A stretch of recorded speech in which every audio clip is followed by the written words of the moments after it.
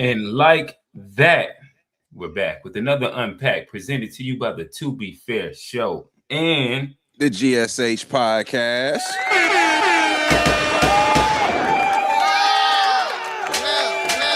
It doesn't matter how you feel. All right, y'all. The guys are back. We back at it. Yeah. I think we might have been on like a 2-week hiatus. Happy holidays, everybody. Yeah. Home for the holidays. Steve, we see you. We about to get coming in hot. Listen, it's a we got a couple icebreakers before we get to the Donald Trump. I don't know if he kidnapped the president, if he rightfully took him, if Congress approved of it. But again, y'all see the title. We're gonna get into America's foreign policy. Does it benefit us? It's domestic policy. Does it really benefit us? Who does it hurt the most? Is what's good for the world good for America, and or vice versa? I'm gonna check Discord in a second. That's a shout out to the Discord. Make sure y'all tap into the Discord. We got the sports chat. It seemed like some big news happened in the league, but before we get into the meat pause of the conversation, hey, listen, I was asking the guys earlier chat. Let me know what is it called? Like we know ICE is, they're in America, they're deporting. What is it called when you import? I guess an immigrant. What is that called? The steam. Are we calling that black ice or is that dry ice? I don't know. Steam. The steam. Vapors.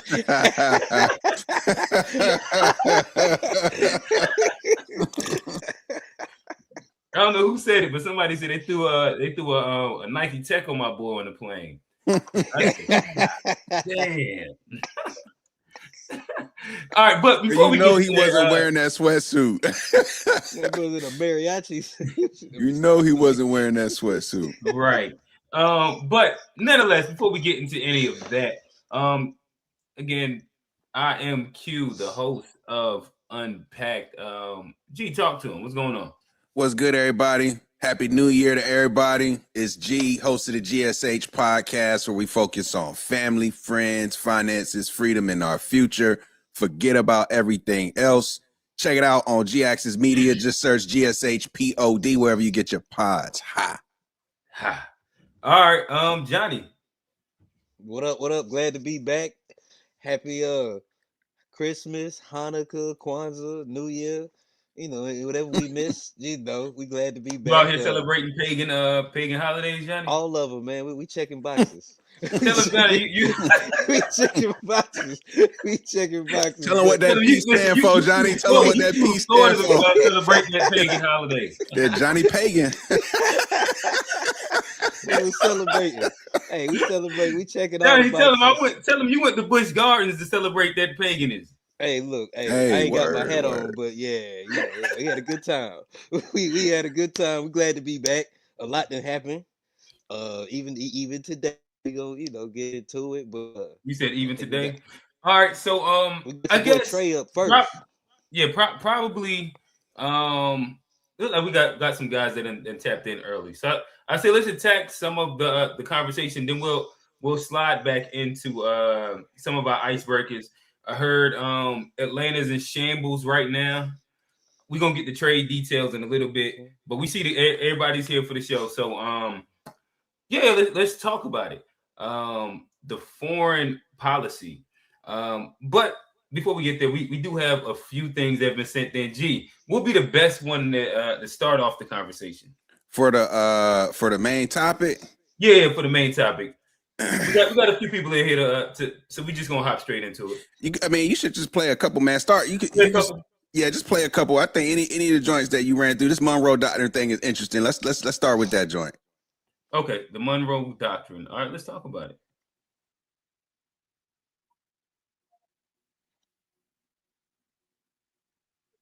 Can't hear it. Y'all can't hear it? Uh-uh. All right. So nonetheless, as I fix this really quickly, G, talk to us about what we about to look at. All right. So as we all know, current state of affairs, U.S.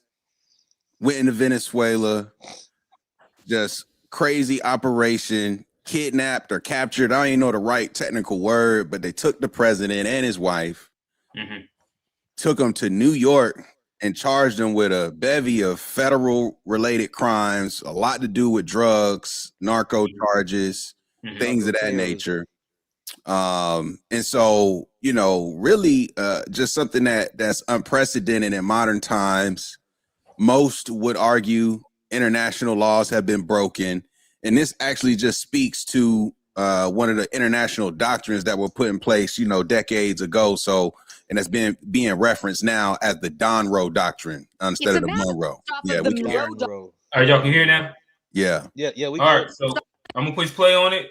We'll listen and we'll react. Have you ever seen this map? Because if not, it's definitely time that you do. It's a map based off of the Monroe Doctrine that was introduced by President James Monroe in 1823. And basically, it says that the Western Hemisphere belongs to the Americas and that no foreign power should have any control over it.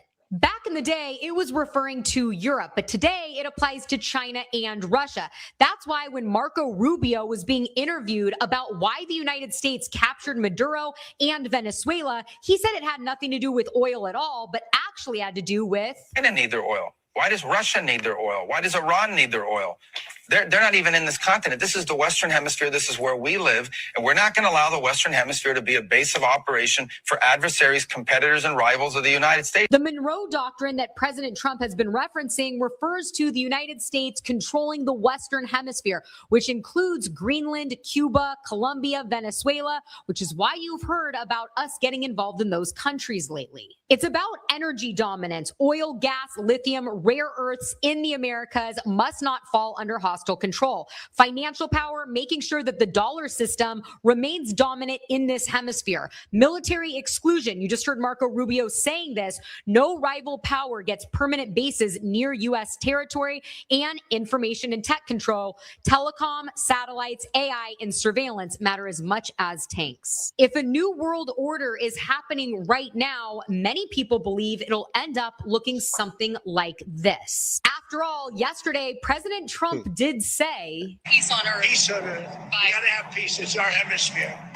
The Monroe Doctrine was very important when it was done, and other presidents, a lot of them, they lost sight of it. I didn't lose sight, but it really is, it's peace on earth.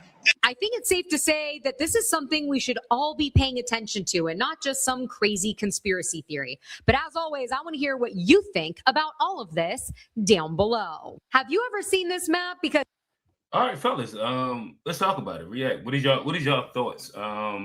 Yeah, speaks about is the Western Hemisphere Americas. I mean, I think it definitely should be Americas. I understand that aspect of it as far as like Venezuela shouldn't be giving out no oil to Russia. I mean, they could do whatever they want to do, but it's not that they could do. But I like being the most powerful country. I ain't gonna apologize for that. I do feel safety in that. I don't think this is necessarily about like my safety when they doing it, and it's not necessarily about the American people. Now there are some people that are going to get rich, the oil companies and stuff like that. But like, I don't think it's necessarily like, I don't know how much the American people are going to see from like this oil and anything like that. But people know about our military, and get down and lay down. You better, man. Trump told them folks, and I don't agree with necessarily how to go about it, but I know there's a lot of people that don't necessarily agree with Maduro either. All right, you just took us a bunch of yeah, I don't even know if you like answered the question. You just had to get your shit off. All right. So you agree with the Monroe Doctrine, and you glad that Trump strong-armed them niggas and all the oil and any resources on the Western Hemisphere is America's. That's pretty much what you just said, right? I agree with the Monroe Doctrine. I don't necessarily agree with how Trump went about it in this particular case. So you do believe that anything on the Western Hemisphere should be America's, USA? I mean, not necessarily all, but we should control it. And I think we do have a vested interest in controlling the Western Hemisphere. So it is like South America. Are those not sovereign countries?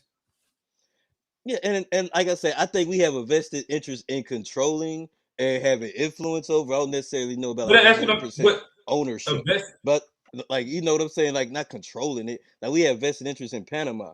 We don't necessarily like own it, but like it's there to help us and like our American interests. Gee, what is your thoughts? So I think that so I'm trying to answer this from not of like a place of like my quote unquote personal opinion in terms of like how it should be governed. I think the reality of what America has done over the last, let's say, so what's this 20? Let's just say since World War I-ish, like around that time frame now, right? Like if you look at the last 100 years or so, roughly,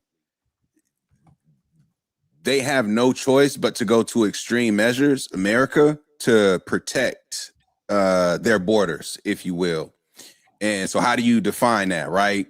The reality is, so I can understand. So the reality is that what America's borders, if we talk about the ocean, is the Atlantic and the Pacific.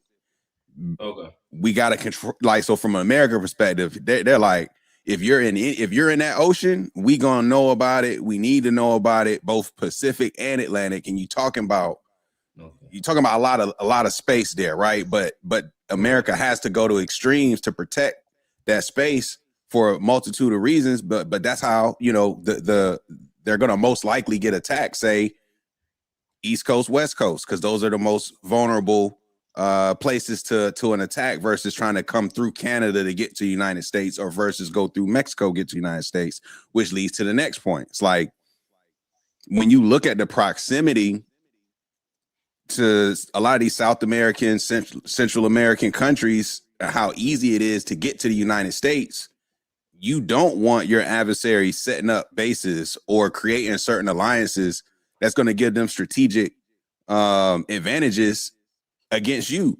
So I do think you do, just due to the nature of what America is, they do have to be aggressive here to let powers that be know, like, we as in America are running this shit, and we are not accepting like zero tolerance policy for any quote unquote adversaries thinking they can come over here on this side of the world and set up some type of shop that makes it more likely that they have an advantage against America making an attack here. You know what I'm saying? That's kind of like one of the things, if you think about wars, major wars, I've been to Europe and you can see the remnants of World War II in a lot of these countries. You don't really see that here in the States. Maybe you go to Hawaii, go to Pearl Harbor, you go see something out there, but we really haven't had major modern wars fought on the continental U.S. soil. So it's like, I think that's something that they will want to continue. And I think this is just America's way of just making sure, like, hey, look, zero tolerance, and we're not going to allow none of y'all to come over here and get comfortable. Okay. And so with that said, it sounds like you agree with the Monroe Doctrine. Or you just saying like applicability. I understand it. Why it makes sense in the sense of like foreign policy in the game of military chess. I understand it. Yep, I do understand it. And Do you agree with it? Given that, so I don't necessarily agree with a lot of what America does from a foreign policy standpoint, but when those decisions are made and then things get executed, you better have some things in place to protect against retaliation and other things like that. So it's like, because America has its karma out there stirring up, they're trying to, stay ahead of what's inevitably going to come back to them at some point. You know what I'm saying? So it's like America has sort of played themselves in a position where they have to continue to do this and be more extreme, because that's what begets the next thing. Like, you can't kind of reel this thing back in at this point. It's almost very similar to, like, I don't know nothing about this, but like you would say, like, people who get caught in the streets, and it's like a cycle that's like almost like hard to, like, once you start playing that game, once it's that kind of war, it's hard to, like, get yourself out of the game, because once you do, there's Russians, there's Chinas, there's North Koreas, there's all these people who are going to play. They're going to keep on playing this game, whether we keep on playing or stop playing. So you almost have to, like, keep on living by these rules, doing stuff, whether you agree with it or not. It's almost like, if America gonna stay America, it's like, this is what we have to do. And what was China and Russia's impact in Venezuela to push for the importation of their president? To my understanding, they were becoming very comfortable with their relationship with China and Russia, and I think I said, I don't know if I sent in a video about this, but what Venezuela was doing was so the way that the global oil market works is that it runs based off of valuations in US dollars. So the US dollar, the US currency. Yeah, they want to ship it in USD. And so that's one of the big things with BRICS and all these other countries, is trying to break free of the American dollar. And so what Venezuela was doing was, like, bartering with China and Russia to give them oil at a discount and not using USD for the transactions. So they're finding ways to undermine US currency while also trying to get cozy with Russia and China, who inevitably want to be able to set up some type of military base on this side of the hemisphere. Like, they're trying to establish those relationships so that they can expand their military empire the way the U.S. has, as we've got bases in Europe and Africa and all over the world, Asia, etc. Russia and China want to do the same thing, but in South America and Africa and all these other places. So the U.S. is just like, no. It's not going to happen in Venezuela. And let all you other South American niggas know, if you think you going to let China or Russia up in here, y'all are next. We can do this to all of you. And so it's really he was like beans on state property. Get down or lay down. Yeah, it's like that. All right, so the way that I'm hearing it, so your interpretation of this is not oil based, it's military based. Political influence. It's like I think that's a lot to do with it too. It's just about so it's not oil, but oil's just oil's just a piece of it. It's a part of it. Yeah, has been the oil. Right now, the case that y'all are building is about China and Russia building military bases, and that's why, in your words, you had to get down and lay down. Is that what y'all take away from this is? At the end of the day, yeah, it's the oil is just a piece of it. The oil is just an excuse, but the real goal long term is to prevent those relationships from flourishing on this hemisphere. I think the drugs was an excuse. So do y'all discount like America's push and infiltration in every single country that has dominance in, or you know what I mean, especially third world country that has dominance in oil? But see, but its history, and then Venezuela just so happening to be or have the most barrels right now currently. Yeah, but Quint, the thing about it is oil has always been tied to the dollar ever since like the 70s and the establishment of the petrodollar. the dollar has been tied to oil, and that's why you go after the oil countries, is because oil is sold in dollars, so it props up the dollar. And once motherfuckers doing that, So it America affects the don't care dollar. anything about oil. It's just if the They do oil care is about sold oil. in dollars. It's about how the oil affects the dollar, because we got enough. We got a bunch of reserves here, and we still finding oil here. But it's about how that oil and globally affects our dollars. And I guess this is a new take for me. I mean, the dollar, the part of why the dollar is the dollar globally is in large part due to how these global markets use the dollar at the forefront. Like, and you know, so this is a threat not just to the military, it's a threat to the economy as well. Like this whole idea of BRICS, you know, mind you, I think Venezuela is also one of the countries that don't have a central bank. That it kind of, we start to go into a different conspiracy of a conversation of countries that don't have central banks, and what they have in common, and so you know, like I said, it's some things at play. But I think the biggest thing here, and the reason why Greenland and some of these other things are being thrown out there, is because the U.S. is just making it very clear to say, hey, look, this is not, don't think that. This is why I'm kind of confused about the Russia-Trump alliance, because I think Trump is trying to punk Putin as well. Like in this, I don't think the whole Greenland play is about punking Russia. Not like, so it's like he's not.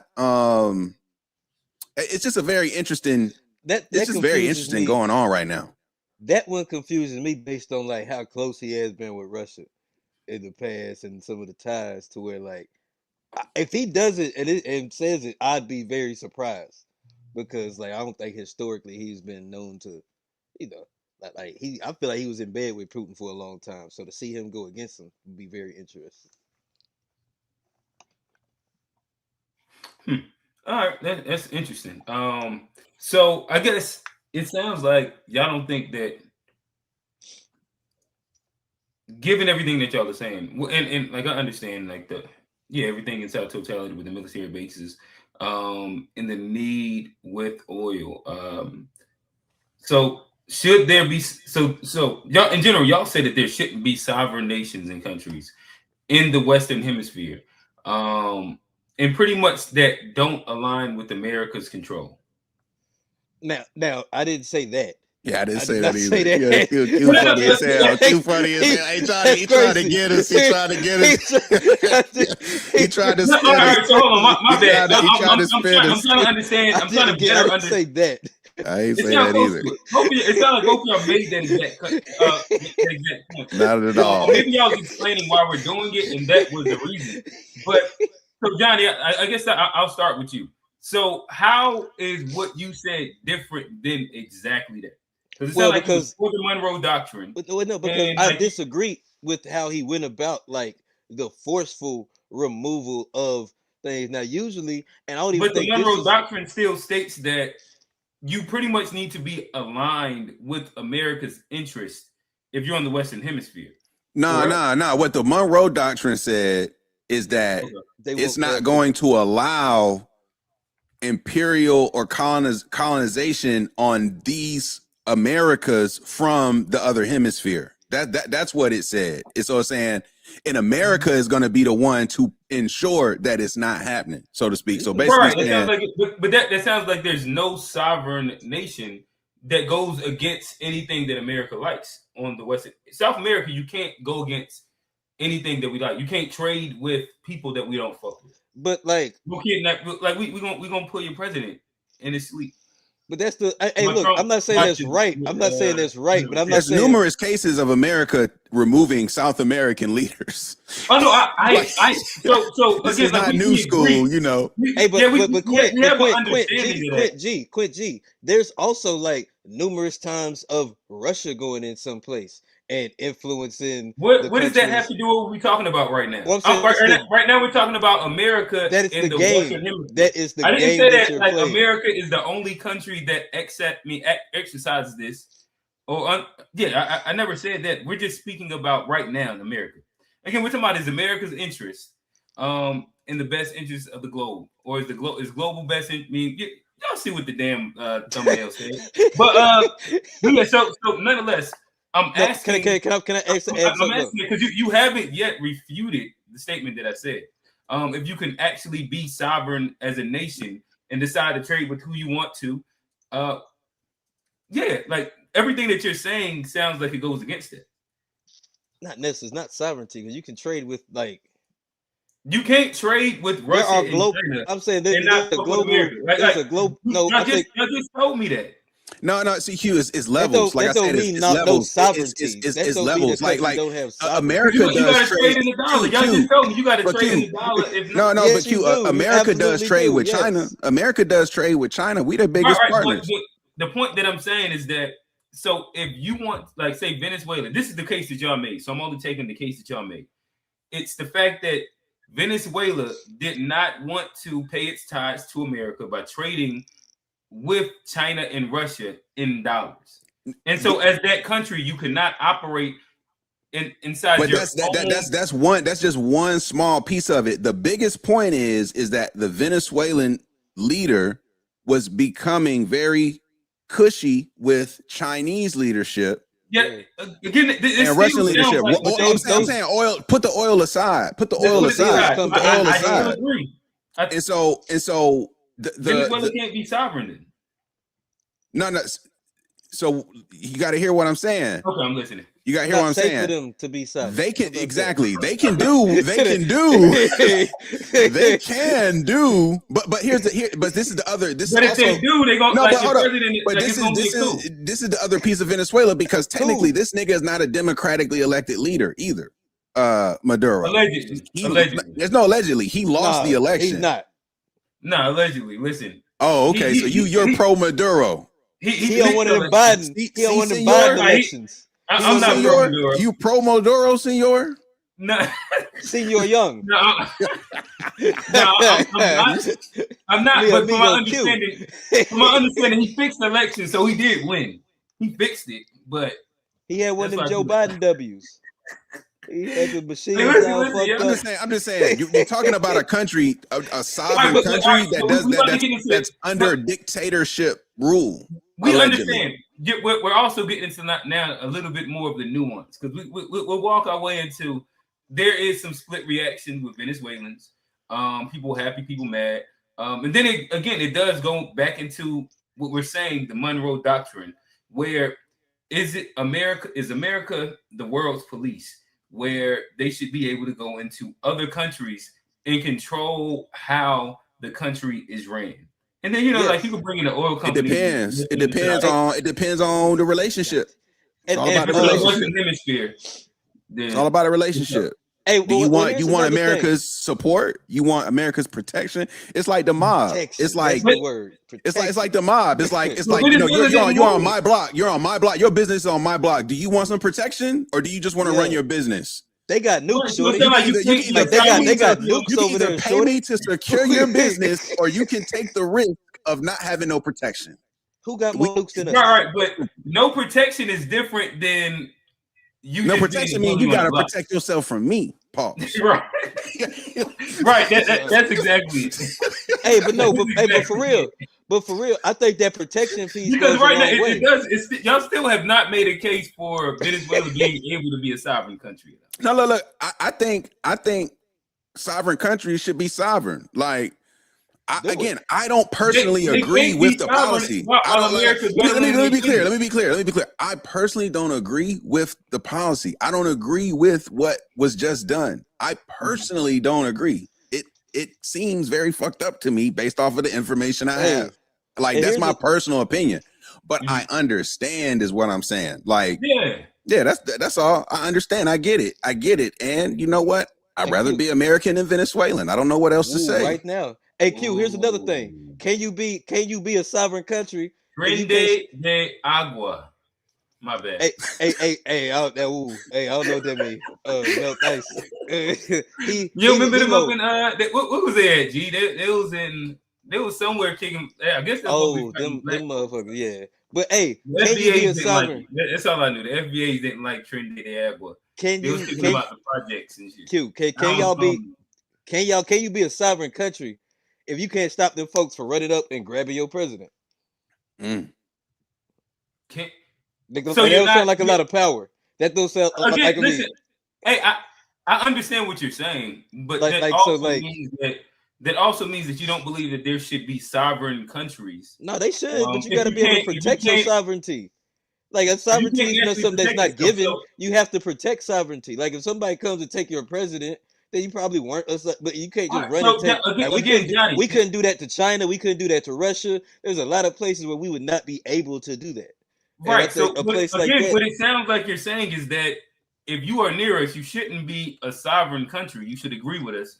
Or if you try to exercise your sovereignty, allegedly, you would, you know what I mean? Depending on what your sovereignty is about. It depends on what your sovereignty is about. It depends on what your sovereignty is about. Honestly, that's exactly.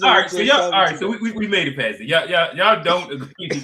Hey, no, Q. I agree. I agree. But I'm telling you, the American position is it depends. Hey, look. No, I get the American position. And like, if you get sovereignty, and I respect. Hey, look, I get it. I get it. I get it. You let them niggas run down on you, bro. That's all like what my boy Steve say. All this shit requires bloodshed and conquering, and America knows that. So you know they about the action, man. That's what Malcolm X said. He said, "What's a revolution without bloodshed?" But Johnny, just making sure I can wrap this into some of your other viewpoints, because you are a sovereignty bull, and like everything that you're saying sounds really interesting. And like you speak this exact same language when it comes down to Black Americans and being their own sovereign people. So with that said, if Black people then can't enforce their sovereignty in America, then you believe that they should not be protected then, right? And that if somebody can strong arm Black people's sovereignty, then I didn't say nothing about protection. Like, it's like, what did you just say? Like the Venezuelan people. I'm talking about like as a country. Like, you just said protection from us. Oh no, protection from the world. I'm talking about they got nukes. Venezuela, China, and Russia. But like, yes, like American protection is something that's for sale. Like, we protect these countries too. Like, there's a lot of countries, if you drop a nuke on, we're gonna go to war and we're gonna protect a lot of countries also. It's not necessarily right. But again, Johnny, Venezuela is not looking for Americans' protection. But again, then y'all said, well, you need protection from us then if you're going against us. So again, you're like you just now said you're making yourself an enemy. You making yourself an enemy. So Johnny, again, I'm just asking, if Black people can't protect their sovereignty in America as the minority, do they deserve sovereignty given how you framed the Venezuelan? Black people, I mean, there's a lot of things as far as like, I have issues with the way, but I know we've gone through, and I feel like we could have done better. There are countries outside of Venezuela smaller countries that do have sovereignty. I just don't think Venezuela did a good job of it. Black people could have, that, but you act like this applies to spinning, boy. What you mean, nice little dreidel top.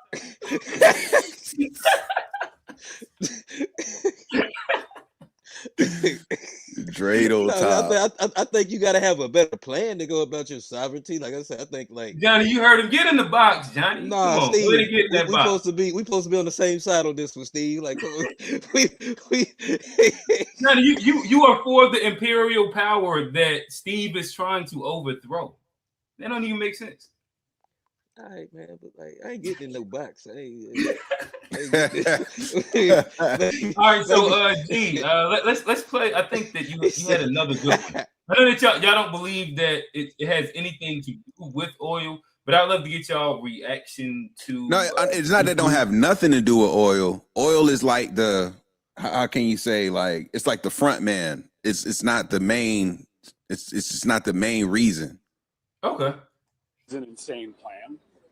They are talking about stealing the Venezuelan oil at gunpoint for a period of time undefined as leverage to micromanage the country. We are in the midst right now and, in fact, about to execute on a deal to take all the oil. They have oil that is stuck in Venezuela. They can't move it because of our quarantine and because it's sanctioned. We are going to take between 30 and 50 million barrels of oil. We're going to sell it in the marketplace at market rates, not at the discounts Venezuela was getting. That money will then be handled in such a way that we will control how it is dispersed in a way that benefits. That does not sound like they're allowing sovereignty right there. But I'm gonna keep going. It's the Venezuelan people, not It's corruption, like not the regime. So we have a lot of leverage to move on the stabilization front. As well as in Colombia, Mexico, and other countries. And we're also totally dissatisfied about succession. They're relying to help them run Venezuela, help Trump run Venezuela, of the most unreliable, corrupt people who hate America. So this is fraught with peril. The American people, the public, not just in a classified room, the American people need answers.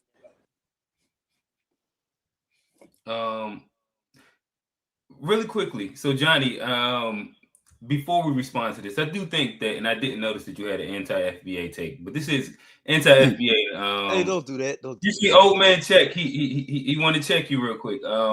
When did Black Americans as a whole ever want sovereignty from the U.S.? I'd probably say around 1865 through 1877. If I had the guys, check my books, but I think sometime, yeah.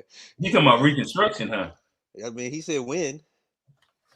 I mean, but okay, all right. All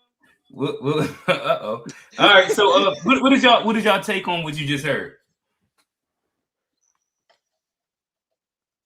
Again, I think the oil is just a very small, it's not really about oil, but Venezuela just happened to have a bunch of it. You know what I'm saying? So, and again, it's not so much about the oil. It's the fact of how Venezuela was doing business with the oil as it relates to, it's like Rubio said in the other clip, why does Russia need Venezuelan oil? Why does China need Venezuelan oil? They can get oil from other places more efficiently than, say, Venezuela. Also, they also say Venezuela's oil is like ass compared to other types of oil. It's crude oil, so it has to be refined more, and it costs a lot. And that's the reason why they send it off, because they don't have the capacity or the engineering to refine the oil. So they just grab it and ship it to other places. Yeah, but they're doing it cheap, so it's all right. Yeah, but that's why it's cheap, because it's bad. It's undercutting the market. Yeah, hey, look, man, because it's bad. But you can't take down the price of my dope, man. That means we you can't just flood the block with a whole nah. You can't. If I got the 10s, you can't come out with that 7s. The 8.5s. Come on, man. Hey, but I also don't believe none of the lawmakers, because a month ago it was about a couple of drug boats out there in the ocean, and now it's about oil. And so I think they moving the goalposts, and they moving the cheese anyway, based on what the all the federal charges are related to drugs. It seems like. So it's I don't believe anything. I don't think they're gonna tell the American people the actual reason anyway. I think they're just making up a whole bunch of things that sound good just to, do what they want to do. But yes, I don't necessarily believe what any of these folks be saying, because. Gotcha. All right. So G sent in. G has sent in a few of them. So I'm gonna play. I think this is a part 1, part 2. Call-ins coming soon. We're gonna drop the call-in link early. So yeah, stay locked in. Openly said that the next target is Greenland. Greenland belongs to Denmark, an EU country, and Donald Trump has been eyeing it since 2019. Back then, people laughed. After Venezuela, no one is laughing anymore. In 2025, Trump appointed a special envoy and said clearly, "I will get Greenland one way or another." He argued that Russian and Chinese ships are everywhere, and Greenland is critical for U.S. security. Even force is an option. So why does Trump want Greenland? First, rare earth minerals, worth over $1.1 trillion, key to breaking China's monopoly. Second, Arctic trade routes, opening as ice melts, shortening Europe-Asia shipping, and boosting naval movement. Third, Thule Air Base, a vital U.S. base tracking Russian missiles and Chinese submarines. After Venezuela, Europe fears one thing: Global double standards are now exposed. When Russia attacks, sanctions. When the U.S. acts, silence. Europe depends on America for security. So this isn't just Denmark's problem. Europe is trapped. Trump has openly said that the next target is Greenland. Hold on. Greenland belongs to you. Heard that last part. Who depends on who for security? The whole continent. That's the thing, though. But hold on, that's the thing. Like if Trump goes after, if Trump goes after Denmark, that Denmark's not Venezuela. They're part of NATO. So you get Title V, and there's a whole bunch of other ramifications with like Trump trying to do that versus like running into Venezuela. Like that's NATO. Oh, it's the next level. Like, it's next level. Like Venezuela should have been a part of NATO, and they'd have been good. Nah. Get down and lay down. Like it'd be like it's like it would have helped. Like I think being a part of NATO is way more beneficial than not being ex Ukraine. Like, okay, yeah, it would have helped. Sure, would have helped. Yes, absolutely. Like, all right, I'll push play on the next one.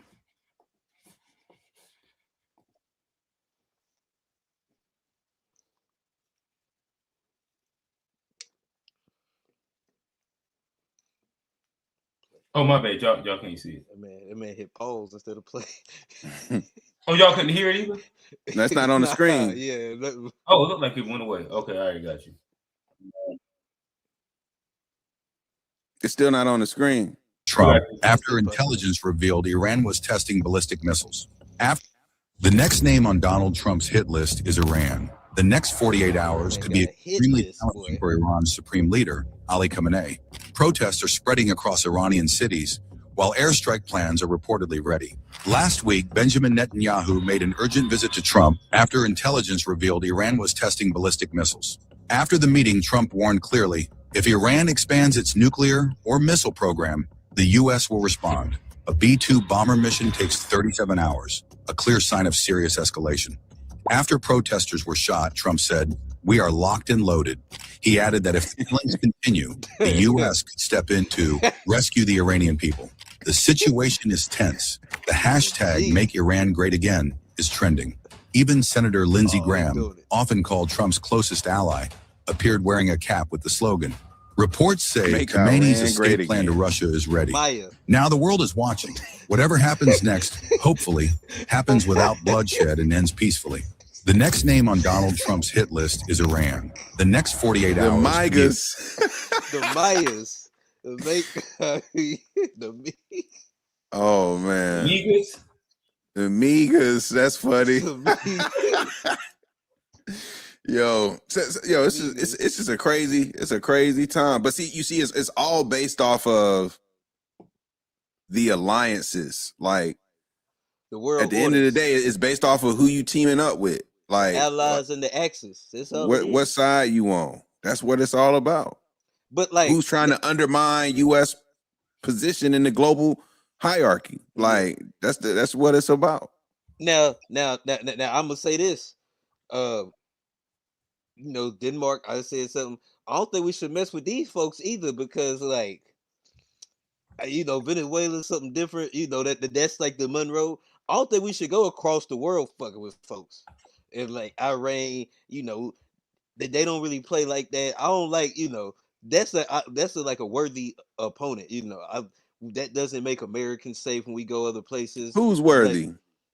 The Iranians. I think they. You think their military force is worthy to go against the United States? I think they're a devout people, and I think they're disciplined. I think like they're gonna fight a war, and they're gonna be committed to fighting a war. That I mean, you fight them. I ain't trying to fight them. That's not so you want to just get in a war with them folks for what? I don't think they want to get in a war with America, but that's just my opinion. They probably don't, but like I just wouldn't want to. Like the Middle East is someplace where like they fight, like they've been fighting for years over there. We should just probably. It don't stop. It just don't. It don't stop. Yeah, it don't stop. Yeah, we should probably leave that alone. Some Americans over there to get PTSD and die. Yeah, but they gonna keep fighting regardless. America probably got just as many troops in bases spread throughout the Middle East, like surrounding Iran, than Iran has like in Iran. If we being honest, like. Yeah, but I just don't want to go to war. Like like that's just like, I don't see the benefit of like warring with like people in the Middle East anymore. No, I don't disagree. I don't disagree. But the reason why is because of the relationship with Israel. That's the reason why. That. Fuck, that's not worth it for us. Like as Americans, that has nothing to do with us. Fuck that. Like leave them folks alone. So how are you pro? How are you pro that, but not like how are you that, but not the same with Venezuela? Because that's Monroe. That's the Western Hemisphere. Thank you. That's the Western Hemisphere, and I think that. But like, we shouldn't like if Iran want to go. Israel want to go do their own. We shouldn't support them. But Johnny, Israel's our ally. I was just about to say that Israel is the thing that, according to y'all, Russia and China is attempting to do with, like, say, a Venezuela, where they have an ally that is located right there. That is kind of like the whole. I don't necessarily. Taiwan is our ally. What's going to happen if China does this shit in Taiwan? Like the concept of those two spaces. I don't necessarily agree with us having. Damn, you got to be pro-Israel to have your take, don't you, Johnny? I don't necessarily agree with us having Israel as an ally. Like I don't agree with that. Like, but they allow us to have a base that, you know, it's right there in striking distance. We got more than a base. Like we got bases everywhere. We don't, but not just. We have a crazy relationship with Israel in terms of the shared intelligence and etc. I think we give them way too much money, a crazy, unfair amount for what they're giving us back. I think that's a deal where we lose every time. Do you know that deal every time? Do you know low key where Israel outpunches? You said you need allies in the ability to strike on the same hemisphere, and that's what Israel does. That's not on our hemisphere. Johnny, that's not our hemisphere though. That's the Middle East. That's over there. Do you know where? That's why you won it. Where Israel outpunches its power, like relative to all these other big countries, is their expertise and capabilities in cybersecurity specifically. They have more cybersecurity expertise per capita than anywhere else in the world. It is kind of crazy the amount of cybersecurity expertise coming out of that bubble of a population. Well, I mean, like, listen, like to be fair, I told Johnny I'm gonna take the heel turn. Now I'm not really, but to be fair. Like when you do read the history of Israel, stop. This is nasty work. Stop. Hey, listen, they do be putting BTA on everybody in the area. Military wise, they all right. They listen, whether it's right or wrong, it be BTA everywhere. Hey, what you said? They went 14-3. Number one in the NFC. Number one seed. Number one seed going into the and they get the first round bye. Yeah, they get a bye week. Yeah. I ain't saying it's right. I ain't saying that they don't get help. But in that area, it be BTA. Hey, Johnny, what you say? It's called the Nakba or something like that. What does that translate to? Like disaster, or they got it's like 2-3 of them. They got Nakba 1, Nakba 2, and 3. Like the technology they got, the whole dome they got and shit. Like they trying to build a dome over it. Like, bro, like they got some next level shit over there for sure. Steve got to chill. No, but but I'm only saying that to say. To act like they're not an ally that can be used beneficially in the Middle East. Huge ally. And also have your Venezuelan take. But let's also have your Venezuelan take don't make sense to me. But let's I gotta admit, those are kind of conflicting. But like I will get they're only that powerful because they've been like backed by the two most powerful countries ever. You were just telling me about Karl McGraw or some shit like that. I mean, that's what they got to do with this. Like, it's two separate things. Like, they had that, yes, that's good, cool, but like, they only are like that good because of like Great Britain and the United States. Like, let's act like they weren't like set up for success to begin with. They were set up for success. They was imported there. We understand the whole, conversation in peace. Yeah, let's not go too deep into that. Let's get out of that one. All right. I kind of forget where we was at. But G has luckily sent in enough memes to where we can keep this one rolling.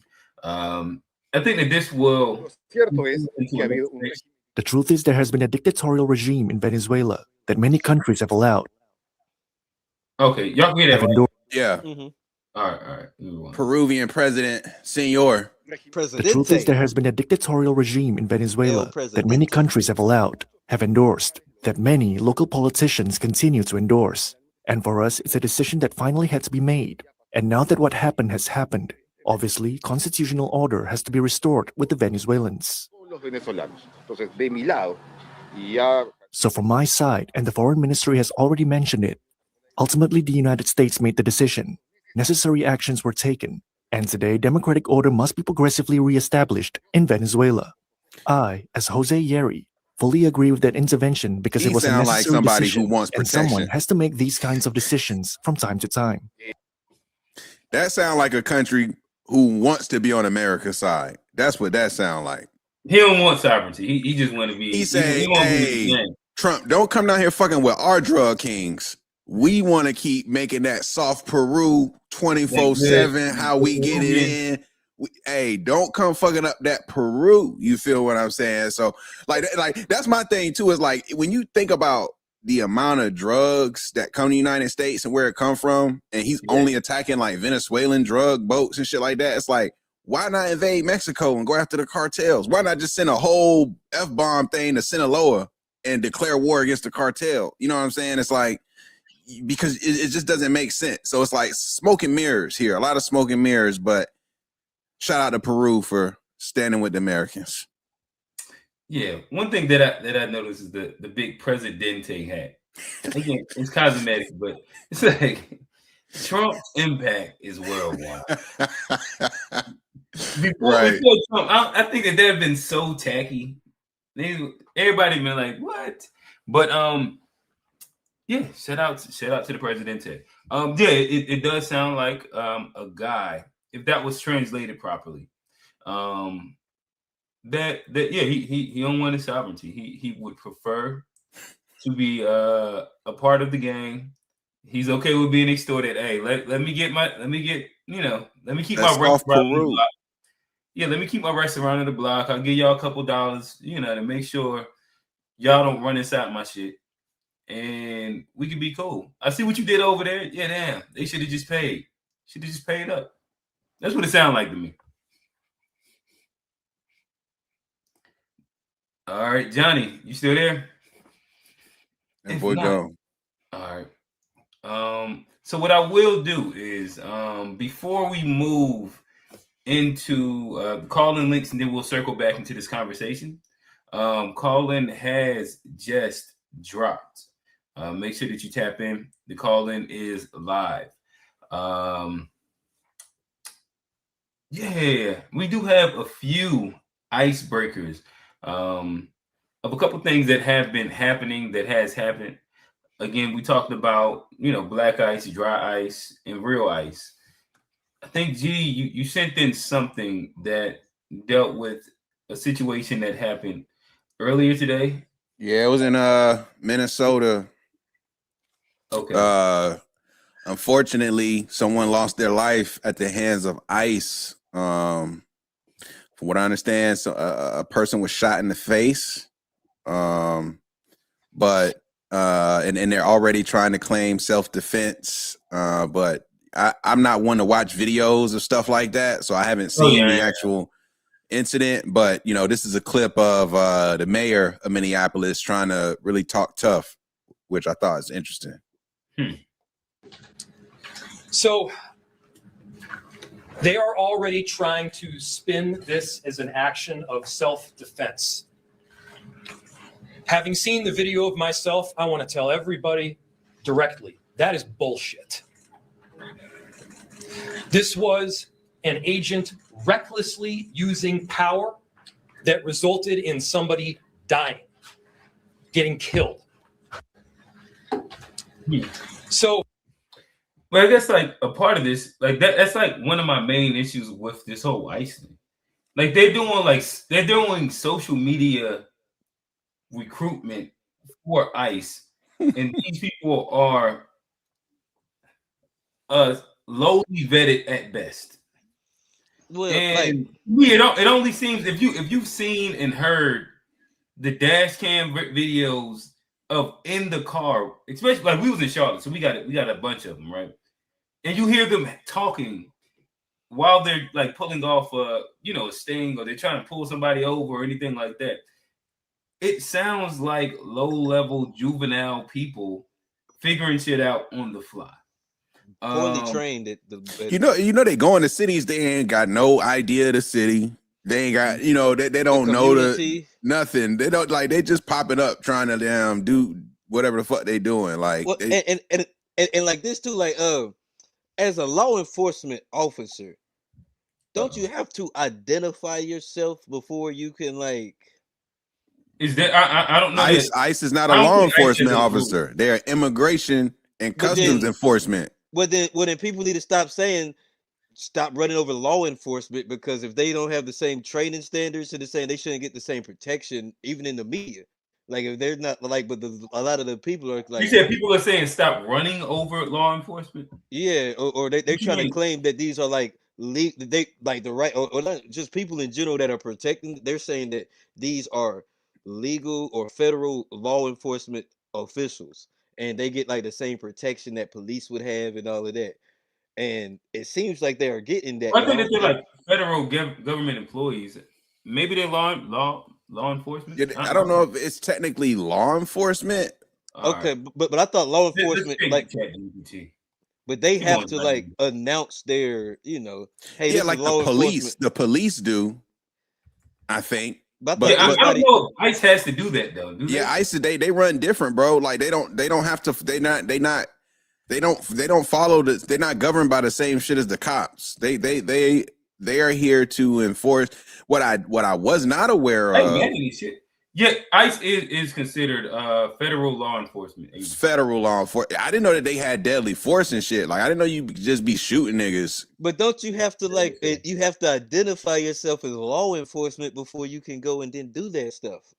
Not federal, not federal, Johnny. To say that you got to do that. Like a DEA agent don't gotta say I'm an undercover DEA agent. That's a myth. He don't gotta say that. Oh well, maybe I mean, that's just what I've always heard. Well, police like stops. Like if you're getting stopped by the police, right? But they're not police. They have to But they're not police. They federal. But they should have to do something, because you can't just get out the fucking car, yank my door, and then I'm supposed to know you're the police. When you're federal, they can. That's why they roll around with them fucking tanks and guns and just be like, get out the way, without get out the way. You know what I'm saying? Federal don't follow the same rules as state and local. That's for sure. Well, that's the problem, clearly. But I think that's part of the problem. These niggas gotta have some kind of procedure, standard, what they call it, standard operating procedure.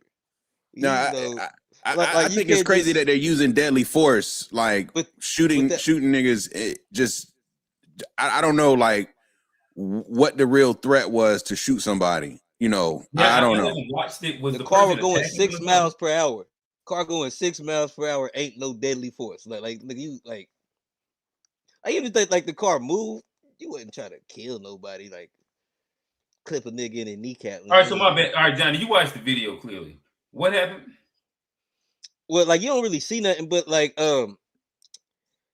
she's the car, because I think that the car might have been trying to block, the ICE from going down the road or something like that. But the car in the middle of the road, kind of just in the middle of the road, kind of weird angle.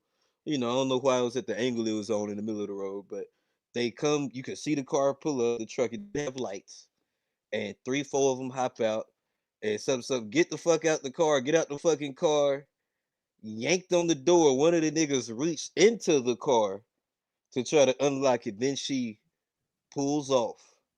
Not even that fast. She's not like she slammed on, and then she the officers are here. She might have clipped them, but you can see the wheels clearly go this way. And 3 shots, and then the car crashed. And so it's not really that graphic, but it's a lot that happens in a quick succession. But the guy clearly didn't look like his life was in danger. Now was he trying to escape or avoid capture? Clearly, but if I could, they killing niggas off that is interesting. That's crazy, because it sounds like they that woman didn't incite like an issue.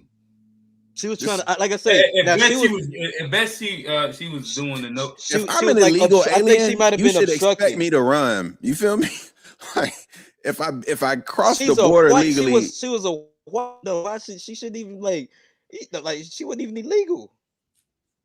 Oh damn! The person they killed wasn't even it was an American citizen. She was a white lady. Yeah, they got her name out. Yeah. They killed a white woman. Oh, y'all didn't know that? It's over. It's over. Ice just ended. It just ended. Ice. It's over. They killed a white woman. The ice has melted. He said, the ice has melted. That threw me for a loop right there. Whoa! Well, I'm not sure. I love to be the breaker of the news. Yeah, ain't no way this is a big deal. They got one of their own, and this is like a regular Anglo white, not one of them Rodriguez whites. Yeah, her last name was Good. Like, hey, listen. All I know is that they were still gonna call her a domestic terrorist though. Like they was on the thing, still calling her a domestic terrorist, saying they trying to give her charges. Yeah, because you can't. As a white woman, they're under different rules and different laws. They're like, but we don't know these rules. Niggas just running up, grabbing car doors and shit. They can't like we know the prevent them. rules. It's a felony for them to even do what they've been doing. So for them to be as patient as they have been with people interfering with immigration, you don't get to shoot niggas though. I know you don't. I know you don't. But this is like, how do I know your immigration? You can be impatient, but like, at what point is justification to shoot a nigga? Like, justification. And you got a mask on. No one said justification. Everybody knows what country we live in, especially us. But I think these are like guys that they pulled from Florida. Because you remember what that Florida chief of police said. He's like, any kind of interference, we shooting on sight. So I think that's the mentality they taking. You just teleported real quick. Keep going. Yeah, what was that? He got diverted. He was in space. That nigga teleported real quick. Hey, now listen. StreamYard told me they had some new shit. I was just testing you trying it out? Okay. My bad. Listen, I keep going. I'm listening. He like, I'm paying all this money. I'm gonna try out these effects. Yeah. Keep going though, man. We listening. The main thing I wanted to say to come up here, but I'll let y'all finish this topic because I wanted to respond to Johnny. Okay. All right. So what I will say is that every time I'm in the Discord, like you broke new news to me. Every time I'm in the Discord, I go into the FBA chat. All I hear about is how nice, how domesticated these white ladies are. And how like they don't really do no wrong. This is crazy for me to hear. That's crazy. Like daily. Listen, shout out to TBI. I became TBI defending black women in the chat. But daily I see like an onslaught of like, white women are great because of inside the FBA chat. That's crazy. It's interesting for me to hear. Wait. When you phrase it like that, are these the guys who are for FBA or against FBA? Yeah, it's supposed to be. But nigga, FBA warrior, nigga. What you talking about? FBA disciples be in here, be in here, warriors, nigga. Advocating for swirling. Be advocating for swirling in the FBA chat. Not just advocating for swirling, advocating for tearing down the sisters at that. Like, I'm like. We ain't gonna say no names. No names need to be said. But I ain't never seen a dude turn every conversation into why we should swirl. We're gonna have to start putting asterisks to these FBA people in this chat. But it's crazy because that's literally what it ends up. Like, you know what else is wrong with the world? We can't get white coochie. That's every conversation. That's the reparations. To get some. That's all he want, man. That's all they want for reparations. That's all he want. He just want to his own green card. He just want to enjoy the slopes. Yeah, listen. That's why. Listen, I don't even engage in those conversations no more because everybody else got it. I'll be like, hey, shout out to TBI, man. TBI be in there battling for hours, man. Shout out to TBI, man. They be having a battle royale in that mug, bro. I appreciate it, man. Y'all gotta start posting like round 1 in the morning. Right. Hey, and what's crazy? Those are real FBA points. What's crazy is he'll post some swirl shit. And nobody won't say nothing. So he intensified the swirling propaganda. So so then it's like, okay, I gotta respond to this shit, man. It's crazy because it's true though. Like it's like, okay, bro, you why are y'all attacking me for liking black women? All right, bro. It's your work. You got it. You got it. All right, so Steve, you seen what happened with ICE. What is this? That, Steve. We'll drop back into the main conversation in a second, but what recently just happened? The ICE agent. Nah, Q, you messed up, man. You can't just introduce him as Steve. You got to introduce us as either like runner up for the award this or award winning. I love it. We need to say proper introductions. Yeah, please. proper introduction is needed. This is right. Listen, I'm gonna get y'all. Listen, we've been talking about this Tubies, and the Tubies is coming. But I would also say if you have been in business, if you had to deal with contractors, sometimes timelines ain't your best friend. And so like you be hopeful, and then shit just be like, well, all right, I'm gonna shut the fuck up, and then we gonna see when this is gonna happen, and then we're gonna announce the date. But the Tubies are coming, and with that said, y'all heard them. Before the Chronic, it's gonna drop before the next Chronic. That's all they need to know. Guaranteed that. Guaranteed. Yeah, the detox. It's gonna be here before the detox. No question. The Tubies for sure. But what he's talking about is our most competitive category, which is the call-in of the year. We got, one might say, our top two candidates right here. And yeah, listen, called in of the year. We might be talking to the winner and runner-up right now. Steve, he pull up every time, drop gems, beans. We got also on Pacific time. We have old man. Maybe I feel like Steve from San Diego. They both from Cali. LA and San Diego. They both from Cali. That's the I-5 right there. Yeah, the I-5 boys. We got old man giving us the beans every single time. Listen, I like to say, I'm not mad at his representation of the FBA. He comes in, he can engage in some regular conversations. Then he know how to turn it when it's necessary to get it back onto the FBA conversation. And with that said, man, I think that you had something that you needed to talk to Johnny about. Talk to us. So Johnny, if we wanted full sovereignty as a whole group of black people, we would have left and renounced our citizenship here in the United States, and we would have went to one of those African countries. So you would Liberia? We would have went to Liberia. We would have went anywhere. What you say, I don't think that's true, but it's okay. Well, I mean, wasn't that like a goal of some of the people to bring us back? Yeah, the government. And then we fought us.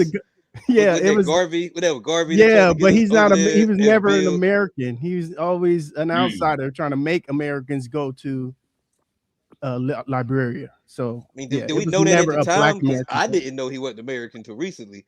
You know, I was always. You didn't know he was always Jamaican. He was always Jamaican. I didn't make the distinction growing up as much as I do today. That's fair. But I think when Johnny say black people wanted sovereignty, he not saying that they wanted sovereignty from the United States. They wanted sovereignty in the same way white people in America had sovereignty. Like that's a distinction. We just wanted to be treated the same way, self-determination, create our own neighborhoods in the same way that they are able to like exercise in this country. That don't necessarily require you leaving the country because you saying black people should have sovereignty. We just want sovereignty. All we gotta do is go to the same state. You're making like a really good point. That is not Johnny's point. I'm trying to help Johnny out. I'm trying to help Johnny make his. I'm rocking with what Steve's saying. That's what I'm saying. He just ain't had the language to. Johnny, tell Steve about that own state that black people should have. I'm gonna look it up, brother. It was a name for it. It's sad. Like I'll look it up. Give me a second. You talking about the black belt thesis, New Republic of Africa? What? No, it's supposed to be one of the go to like the American slaves to. It was a proposed thing, But I forgot the name of it. But like, I'll get back to that. All I got to say, bring it to the topic. If sovereignty looks like I'm getting shot dead in my car, I don't want to be. I don't want that sovereignty. Yeah, that's a deeper conversation to have. But I think at the time when we hear a lot of black people talking about sovereignty back in the day, there is a component of people talking about leaving as a form of sovereignty, but there is a larger contingent, the Malcolm X's of the world, the MLKs of the world. They don't see their sovereignty as outside of the country. They see their sovereignty as being afforded the same rights as everybody else, in the country. And I think that's the distinction that kind of need to be made. I'm talking about organization. Yeah, Johnny talking about a whole state stashed up. The pig get to acting crazy with the people. You know how vulnerable that would make us if we were all in one state? We would be eliminated within 10 years. And in a weird type of way, FBA or whatever you want to call. I'm just going by history. When we all listen. I think hopefully next week we can get into it. I think a little bit ago, G posted into the Discord a video of like some white nationalists training and doing some things. And my question was, is there any counter movements like the Groypers and some of these white nationalist movements that exist for Black Americans that exercise like these same exact principles of organization, the military power? I mean, like the military tactic and mirroring in general. And it seemed like nobody could really answer. I got two. So I think we're gonna break that into a question coming soon. Let me. I'm gonna say the fruit of Islam and the Hebrew. Yeah, none of them actually. None of like so. Not to the level that was. Do not get political. Like they don't get politicians in power and make them exercise their policies that they want in the way that, say, the white nationalists, the Groypers, like any of these groups do. No, and that's I agree with you. No, I agree with you there as far as the power, but just in organization, they do have structures that are I like the NOI, the Fruit of Islam are not exercise like going out doing gun exercises and shit inside mass. Like the security for the NOI is not all of the NOI. And what's the point of the fruit? I know it's the fruit of Islam. They do it's like just some like their security. And what's the gonna know some tactics. But I'm saying, I think that's close enough to where if they did some gun training, they got the organization to build on that. Like, but what's the point of organization if it's not trying to impact the political?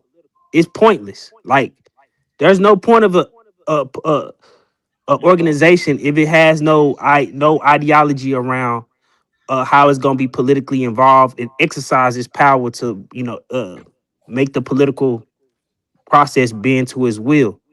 Like I think a lot of people should go read. They get confused and they conflate Malcolm X with the nation, but they should go read Malcolm X. And he wasn't advocating from a removal of ourselves from the political process. It's like he say, it's the ballot or the bullet. Like if you go read that, that's a direct telling you of what he think your options are. So a lot of our Black organizations really put Black people in this trick bag of saying we don't need politics. Everybody else don't do politics. Yes, they do. These people don't have power because they're not doing politics. Oh, well, Steve, they don't do it the way we do. Black people think politics is voting. They don't understand the organization behind it. If you ain't that's the problem. Niggas think you doing politics if you vote. That represent what they America don't understand lobbyists and like they don't understand the true game of politics. Voting is like a very, very first rung of it, but like I don't think we understand that aspect. But we did though. We did because we had a whole civil rights movement. I'm talking about right now. Martin Luther King went to the White House. Right now, the Martin Luther King went to the White House. He made a demand. The powers that be said, if you get me the votes, I will do the demand. He said, I'll get you the votes. And we've been voting ever since, and we ain't made no other demands. But that's because after we got the first, because after we played the game wrong. We just kept on voting. But after we got the first demand, people thought that was good. So now people look out for their self-interest when they participate in the political process. After they hit the first wicket, you see the de-evolution of black politics after the civil rights. Looking out for your self-interest is having lobbyists up there that are looking out for yourself. You can't look out for your self-interest through voting. That's not true. Behind it. You gotta have the money behind it. All these folks, the people that make the most, the minorities or that make the most, that have the most power, they don't get it by voting. What money did Martin Luther King have? But that's why it didn't necessarily continue to work once he was no longer here. Like the movement wasn't sustained because once he was here, we lost the vision. He saw it. He had a dream.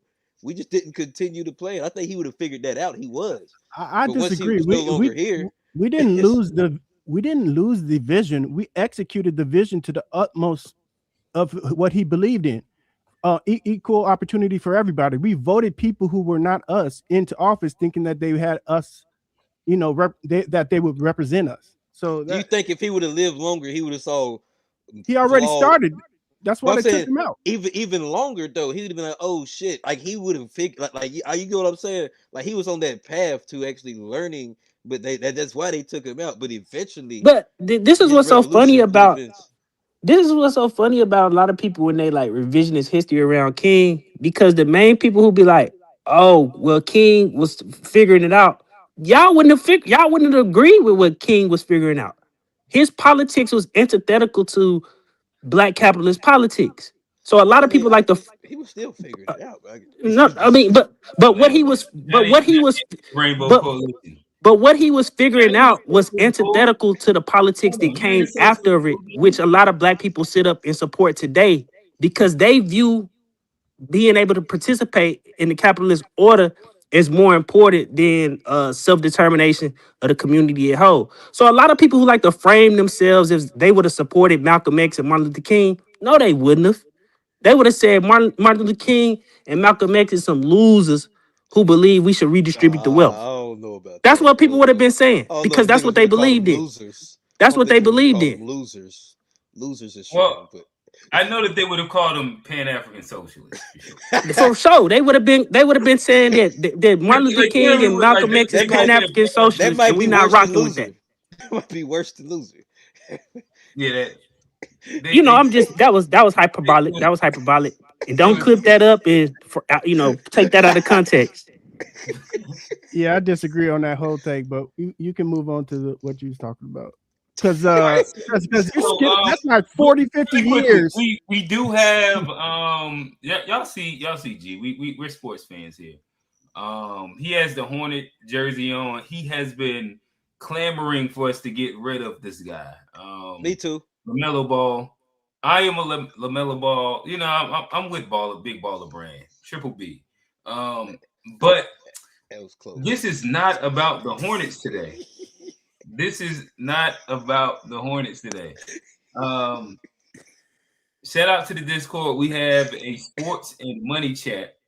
And if you've been in there, we have a guy that rides pause for he rides hard for the Falcons, not Falcons, well, for the Falcons also, but for the Hawks. Shout out to the Falcons. Hey, appreciate y'all.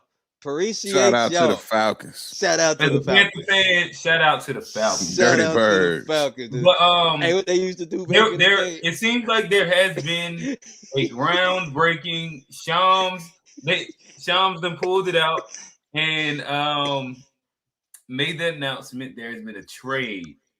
Ice Tray is now the ice melted again. The little DC Go-Go. Yeah, he's at the Go-Go's now. You gotta learn to beat his feet. Pick him off the DC. Boy, gotta get some foam posits. Yeah, East Atlanta's finest, who look like CJ McCullough, is coming. Zone 6.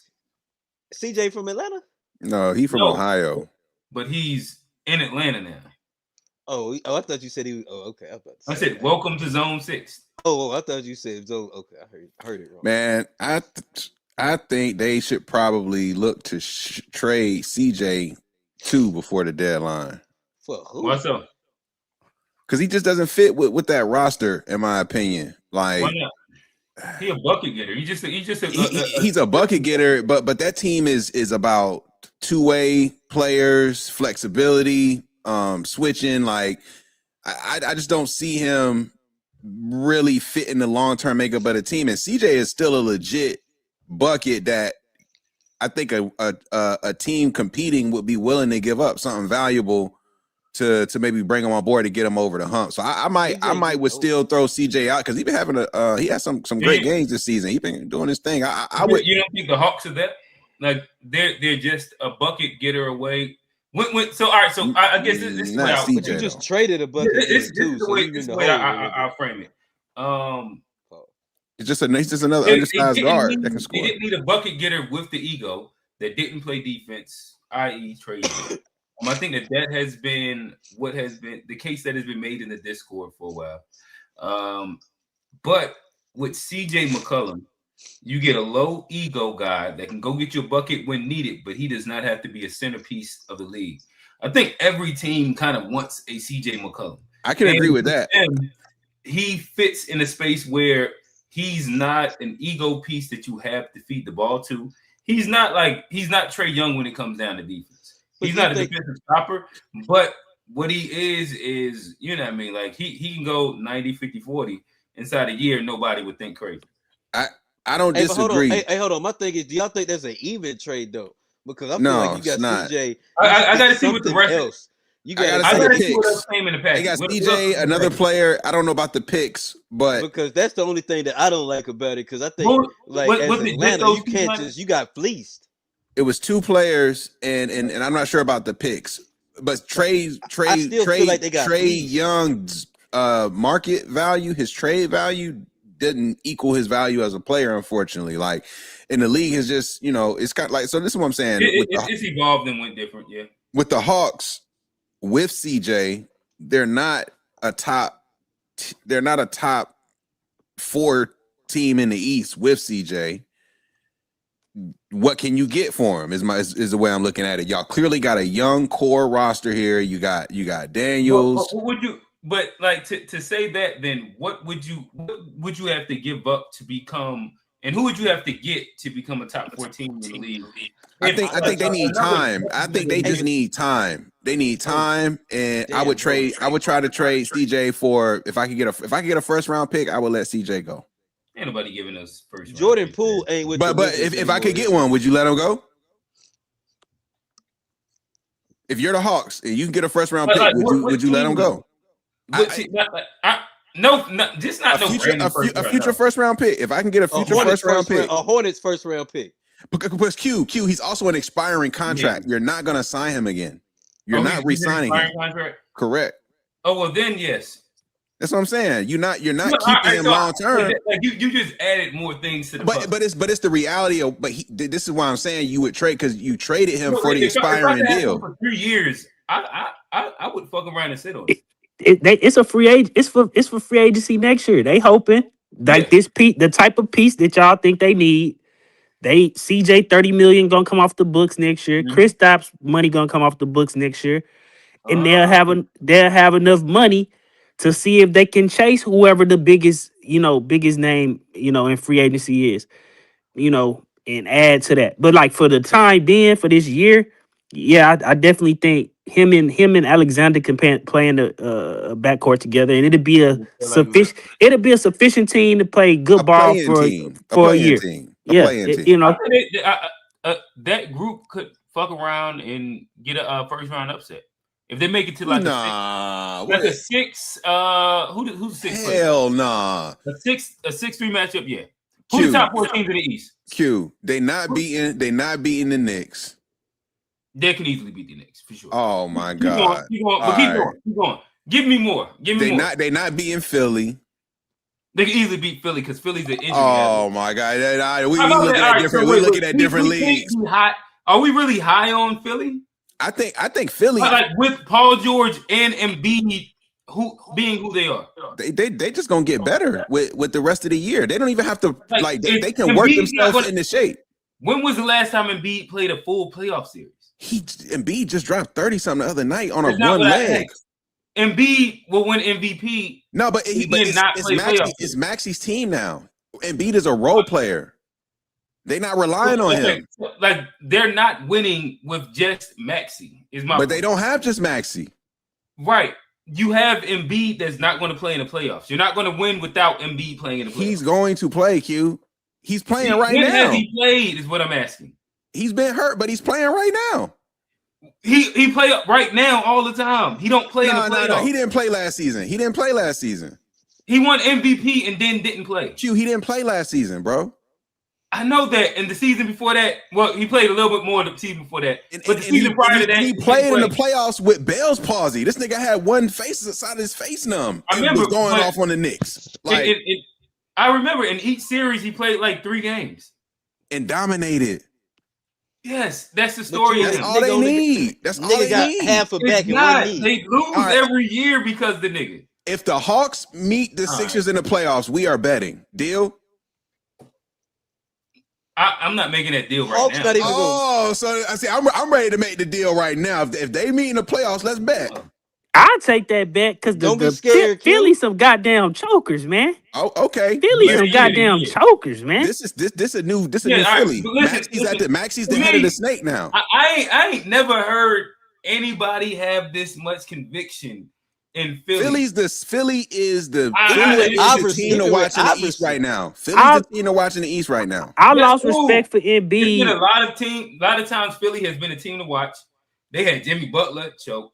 They done had who else? They just bring in. They had a super squad, man. Nigga, y'all done trusted about 4 processes. Yeah, the process is done completely. Trust the process. It's Maxey's time. What happens when you process food too much? It's becoming 3D printed. That shit turning into a GPU. It's Maxey's time. Hey, so let me read you something. Let me read you the Hawks over the Knicks. Not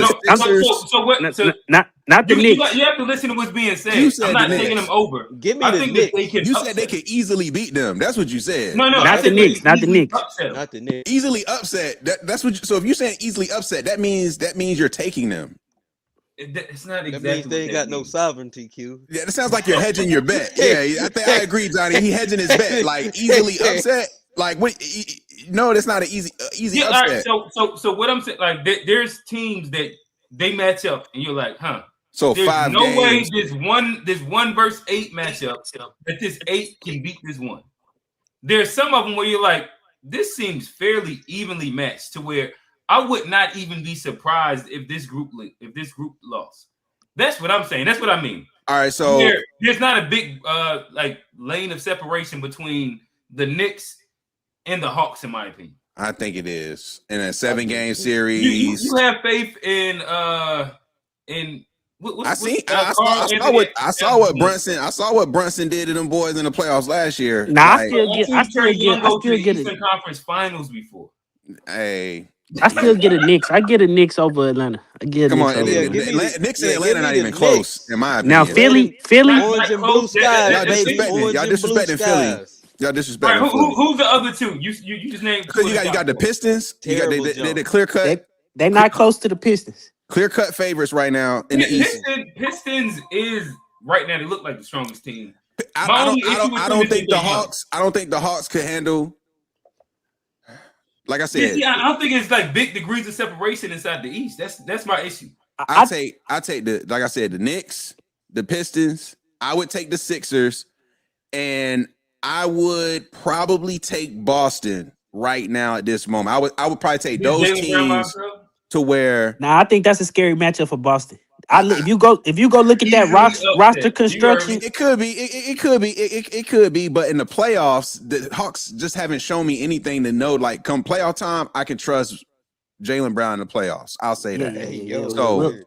So like I said, I don't know what the Hawks have done in the playoffs, or really at any point for me to believe that this team is going to be the one to like do something special. You think they can win a first round series? I don't think they can win a first round series with CJ McCollum. Hold on. I think what's your input on it? There's not a big degree of separation to where this is easy. Hey, come on, we coming to you. Come on, what's your input on the Trae Young trade? We're gonna get back to the politics. We got you. Come on over there chasing speed. Camus worried about Barcelona. They didn't whoop ass yesterday. Okay. All right, let's hey fellas, I guess we can wrap this up. We did get into a nice little. It's fun talking basketball with y'all guys. This ain't bad right here. Yeah, you might have to do a spinoff. What did the Hawks? Hey, let me ask you this: did the Hawks get better? Did the Hawks get better for basketball with? I think the Hawks got better. Yeah, we should do something. We should do something like maybe like a quarter, like a monthly or a bi-weekly or something like recap. But did the Hawks get better with this trade? Yeah. The swap that I just looked at, it looks like it's like fairly simple. If they were winning more without Trae Young, and then you just get an egoless bucket getter that you don't have to actually build the system. Probably be 6-man. A complimentary piece. He's complimentary. But who was the other piece they included? Who was the other piece? Cody Crisper. He hurt right now, but Crisper he a shooter. He's nice. He a shooter. If he's healthy, he's a shooter. And CJ can shoot. Like he can. And CJ can shoot. If your whole scheme is y'all gonna be playing this positionless CJ's ball, not a defender though. But he not as bad. He not as bad as he's Trae Young, mad, bro. He's not as bad as Trae Young. He's serviceable. Like he's not. Like, I don't know if CJ's serviceable at this point. I don't know. I'm not buying that. He old. He never was the most athletic. He's not old like Trae Young. Trae Young is not like he's just atmosphere.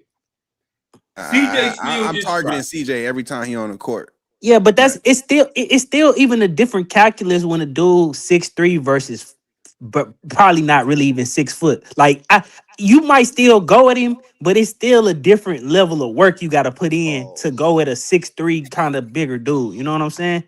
Yeah, pause. I know all that sounded questionable. we go. I definitely think it was time for Trae Young to get traded.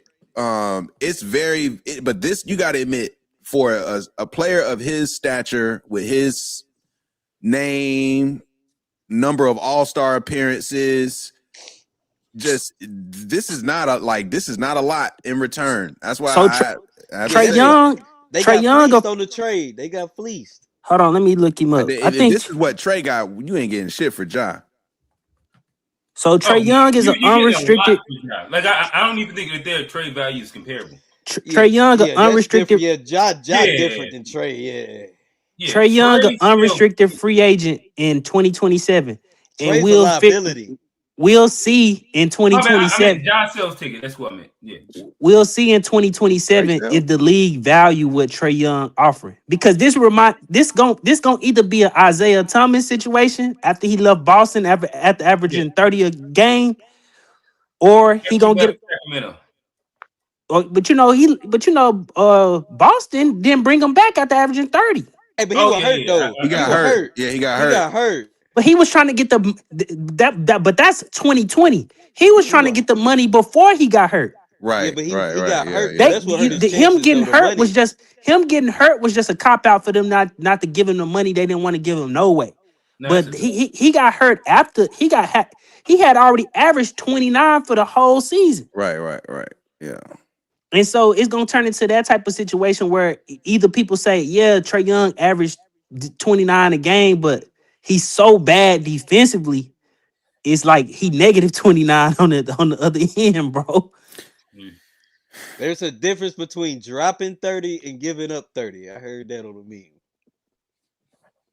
I mean, he's definitely bad defensively, but I don't know. I don't think Ja's trade market is gonna yield, because like you could say Ja sells tickets, but Memphis has some of the worst attendance, arguably worse than Charlotte. Shit, like now I think if you put Ja Morant on the trade market, somebody give you first rounders for Ja Morant.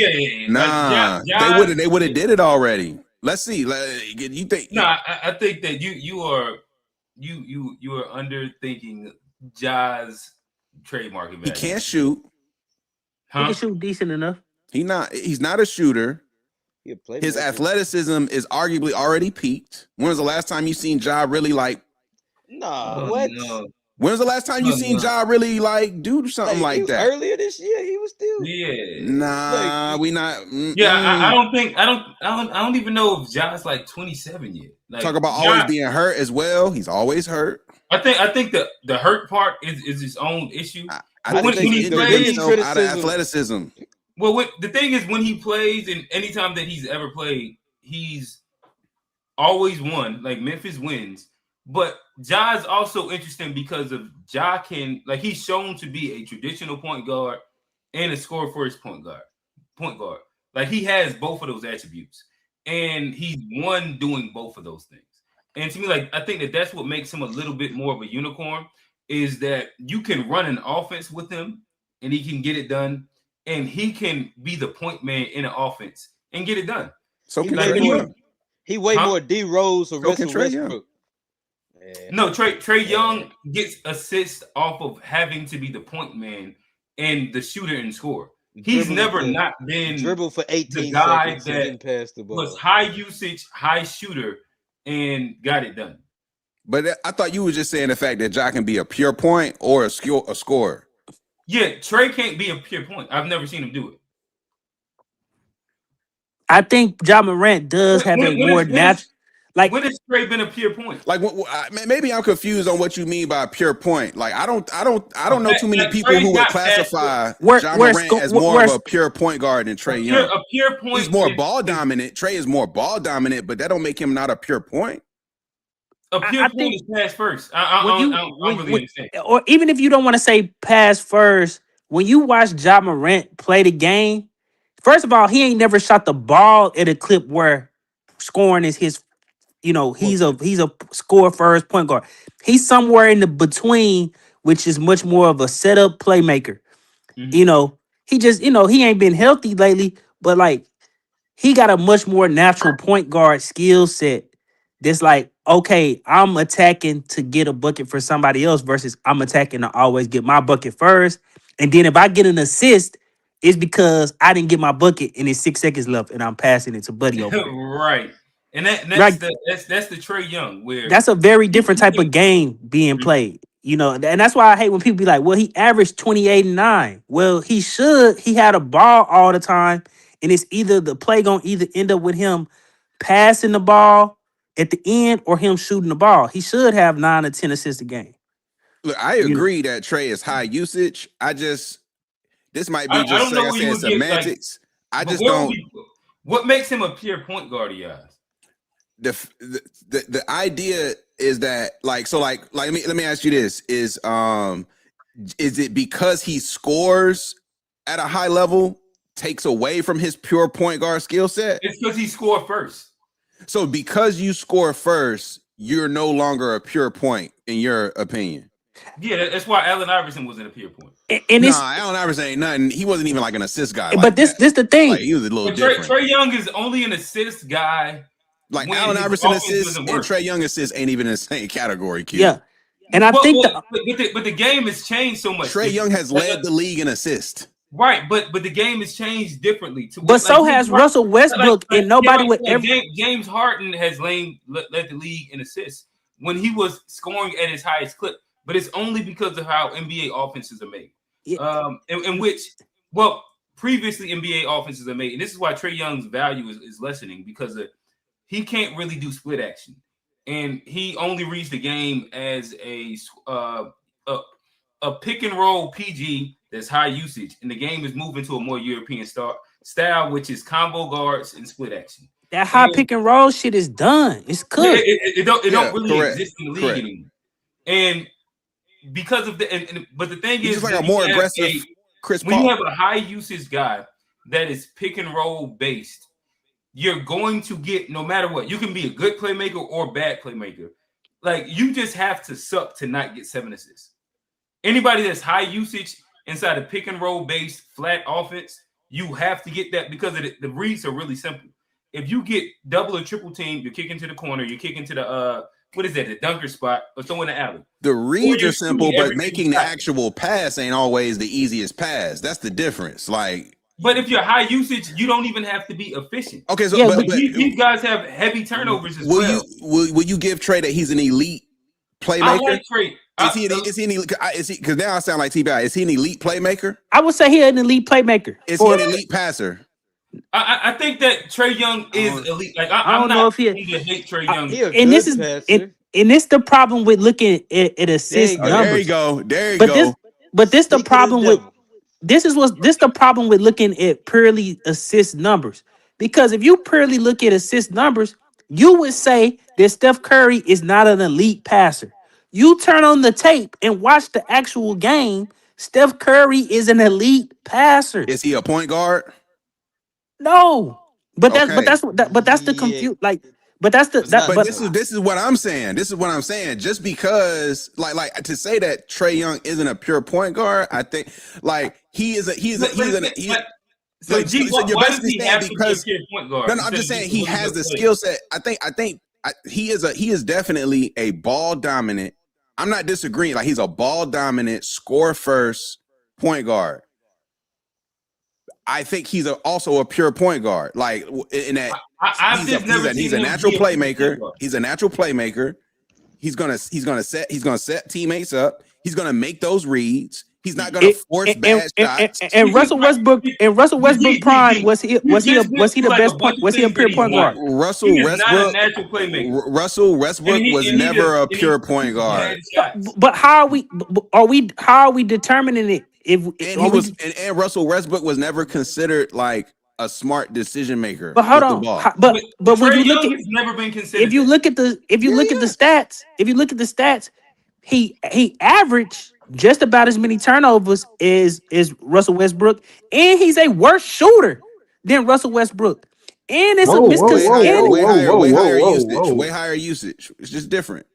And you said Trey is a worse shooter than Russell Westbrook? Go look at the numbers. Trey Young is a worse shooter. But we all know he's not. Man. But we all know we would put Trey Young in any shooting contest over Russell Westbrook any day of the week. But we don't care about no shooting contest. We talking about the game in between the lines when the clock is starting. You watching you being able to beat Russell Westbrook in the shooting contest in practice don't matter. Nah, Steve. When the clock starts and you need a bucket and you need a jumper, you're not giving the ball to Russell. Trey Young is a way better shooter than Russell Westbrook. If we in between the lines, the stats say over his career, most clutch buckets is Russell Westbrook. Clutch buckets is different. Clutch buckets is You different. talking about, Clutch buckets is different than shooting. He missed. LeBron's got clutch buckets, but but you talking about when we want him in the most important moment. The most important moment is 5 minutes left in the game, and you can win the game. Cooper Flag got mad clutch buckets, a couple baby. of them other ones, you don't even need them clutch buckets. Yeah, I think Trey led the league in fourth quarter scoring, bro, last season. I'm talking about Russell Westbrook's career in the league. He got a pedigree of being one of the most clutch dudes in the league. Really quick, I seen a nigga go 4 for 14 in the fourth one. Hey, fellas, really quickly. We might turn the sports show. Hey, Kamu, I promise you, we're about to get back to politics in a second. I know you probably don't even watch the league, but we do have Real Madrid, Atlanta's finest. I think he said he a zone 5er. Catch him zone 3. Listen, catch him daily in the FBA conversation. We had Quincy in it too.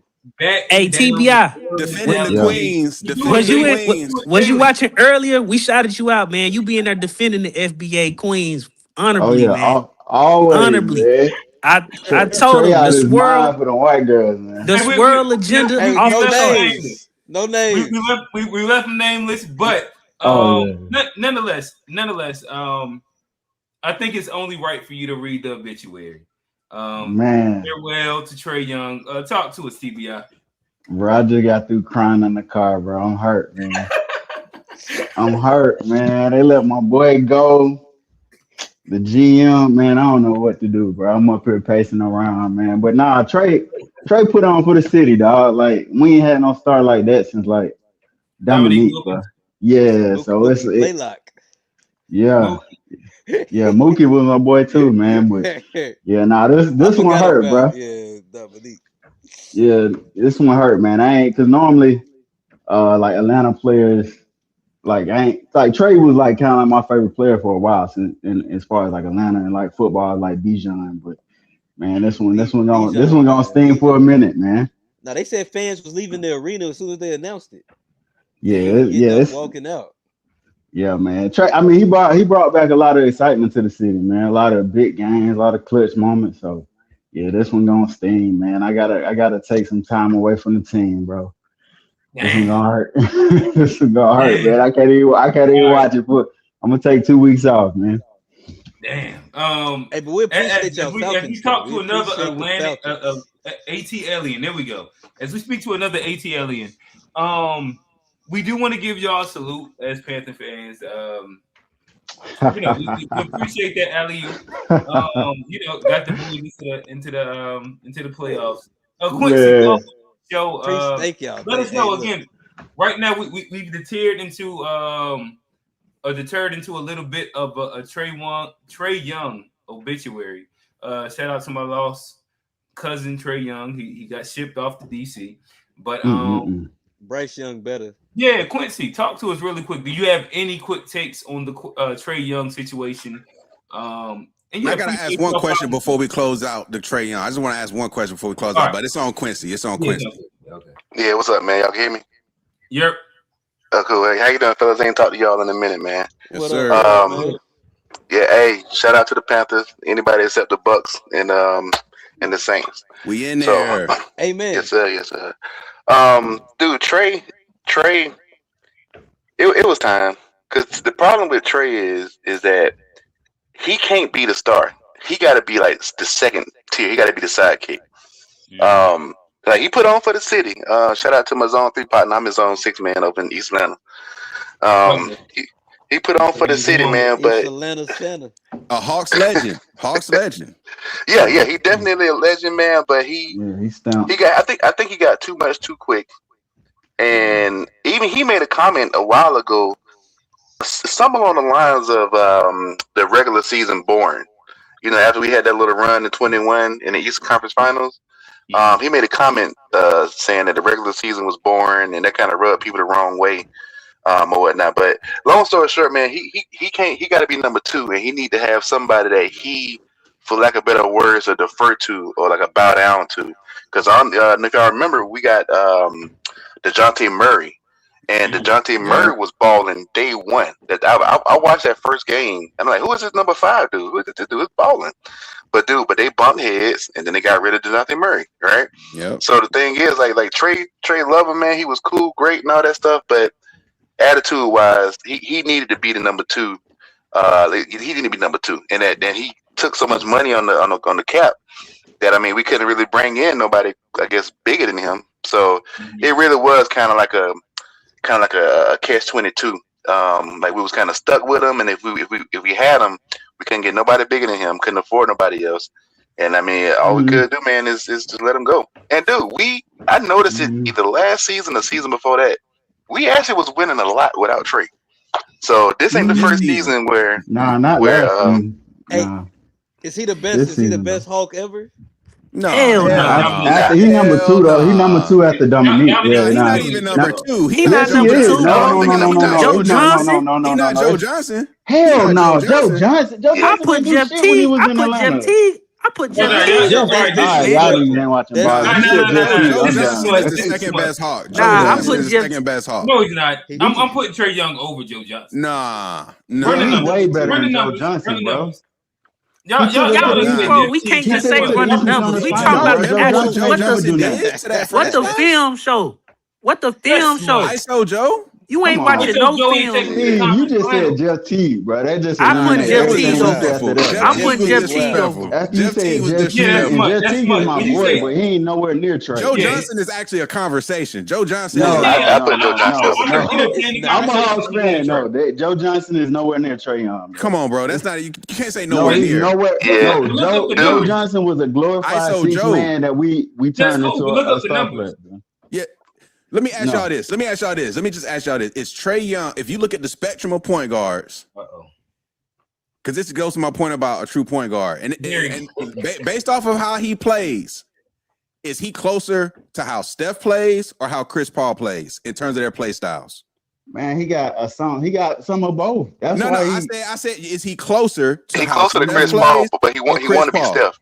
He's closer to Chris Paul, but he wants to be Steph. I mean, as far as scoring, he can score. His play style, his style of play. That's what I'm saying. He like, I think it's Trey Young, both of them, bro. He's both of them in one person, bro. Steph Curry.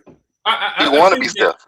Nah. He can score. He can score like Steph. He can't shoot like Steph. He can score like Steph. I'm talking about how he actually plays the game. If he wants to be Steph, that's what I'm saying. That's what I'm saying. G, he's a blend of both, bro. It's no point. It's no point guard that can score and pass like that. He's not 50-50 in terms of. But listen, if we don't go 50-50, he's I'm gonna say 50-50, he's way bro. closer to Steph. And it's primarily big, and I can make the case. If I have, you just said he's heavy. He's 50-50. You just said heavy pick and roll. Again, pick and roll. Let me make the case. The only thing that's similar is that Chris Paul and Trae Young are in the same. They played a lot of the same system. Nothing else is similar. Chris Paul reads off the pick and roll are not similar to Trae Young, but they play through pick and roll. Right, but not a pick and roll player. But again, now all you're talking about is who played in similar systems. No, I'm talking about style of play. So does Trae Young shoot almost at the same volume deep threes as Trae? I mean, is Steph? In terms of facilitation, though, I think they pretty close to that. As far as but you just said Trae Young was a heavy pick and roll point guard, but now you're gonna say he played closer to Steph Curry. But right now, this is what I want to make sure I separate. So understanding that there's a difference between player and the style of an offense that a team implements. Like these are different things. So right now, saying that, like right now, you can make the case that James Harden is closer to Chris Paul. Because they are the systems. That's my whole point. No. It's because they ran a very similar system, not that they make similar reads at all. But did we just agree outside of the system is the same? Didn't we just agree that Steph Curry is not a point guard? No, he's not. He's a shooting guard.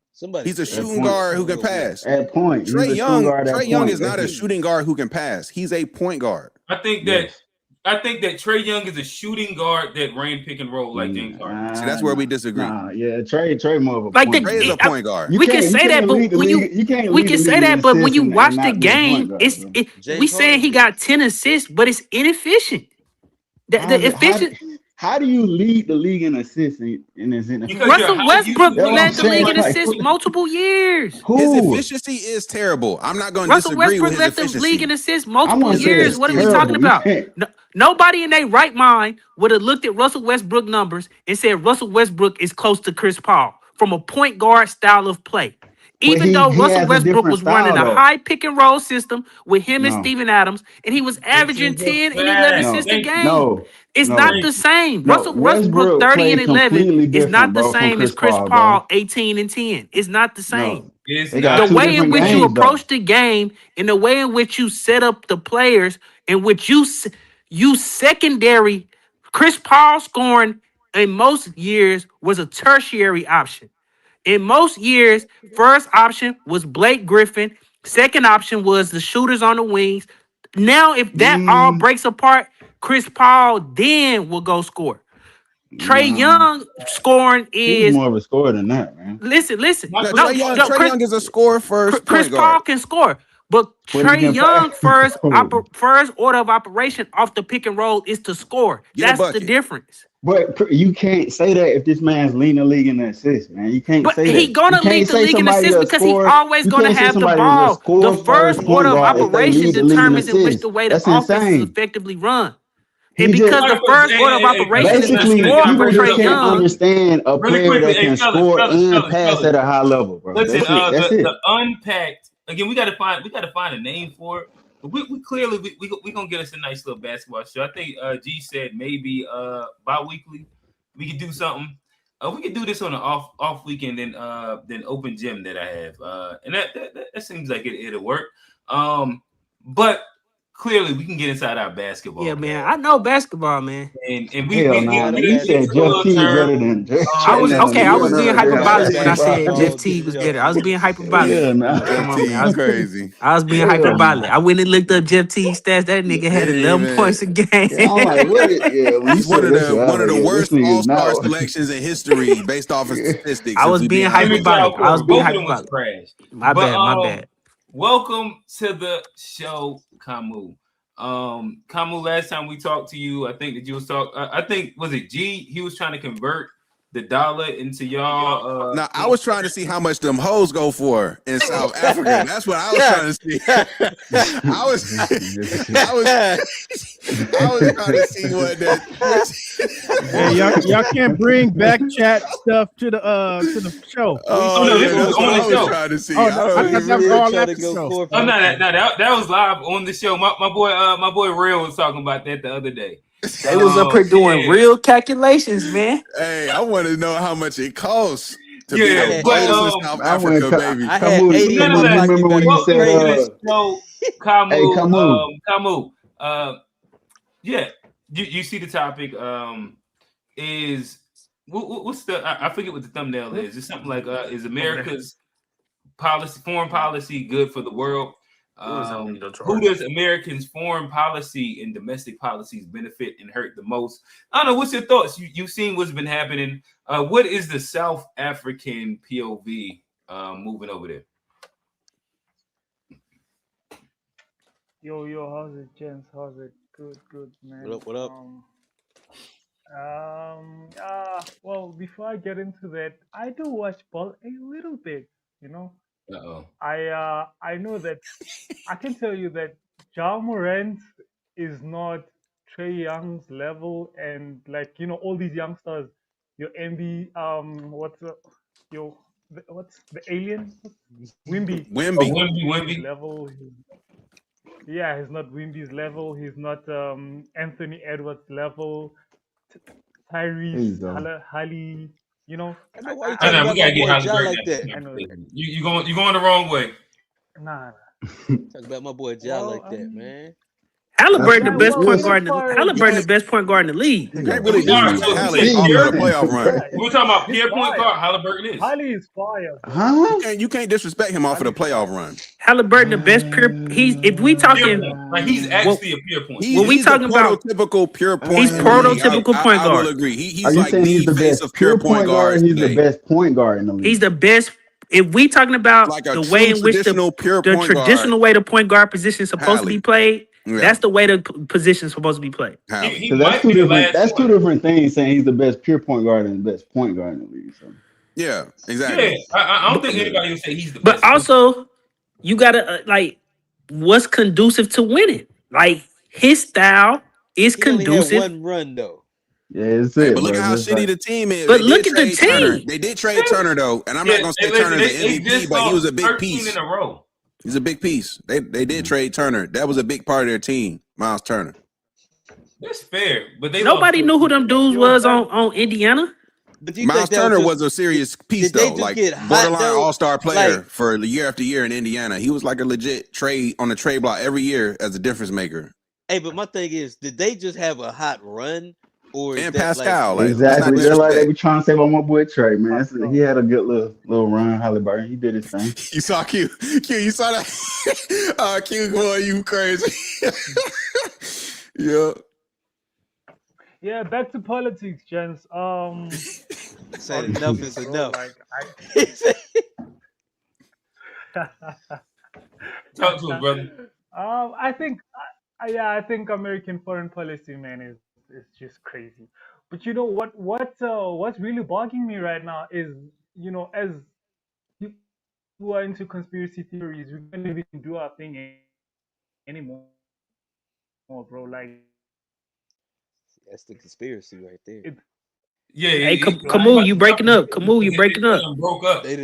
My dog been froze and everything. As soon as he said conspircy, the small hat said zappy now. They got him up out of here, man. We can't even talk on this motherfucker. You said Super Bowl winner since 1940 what? 1980. Them motherfuckers been winning the Super Bowl since 1948, man. Indefinitely.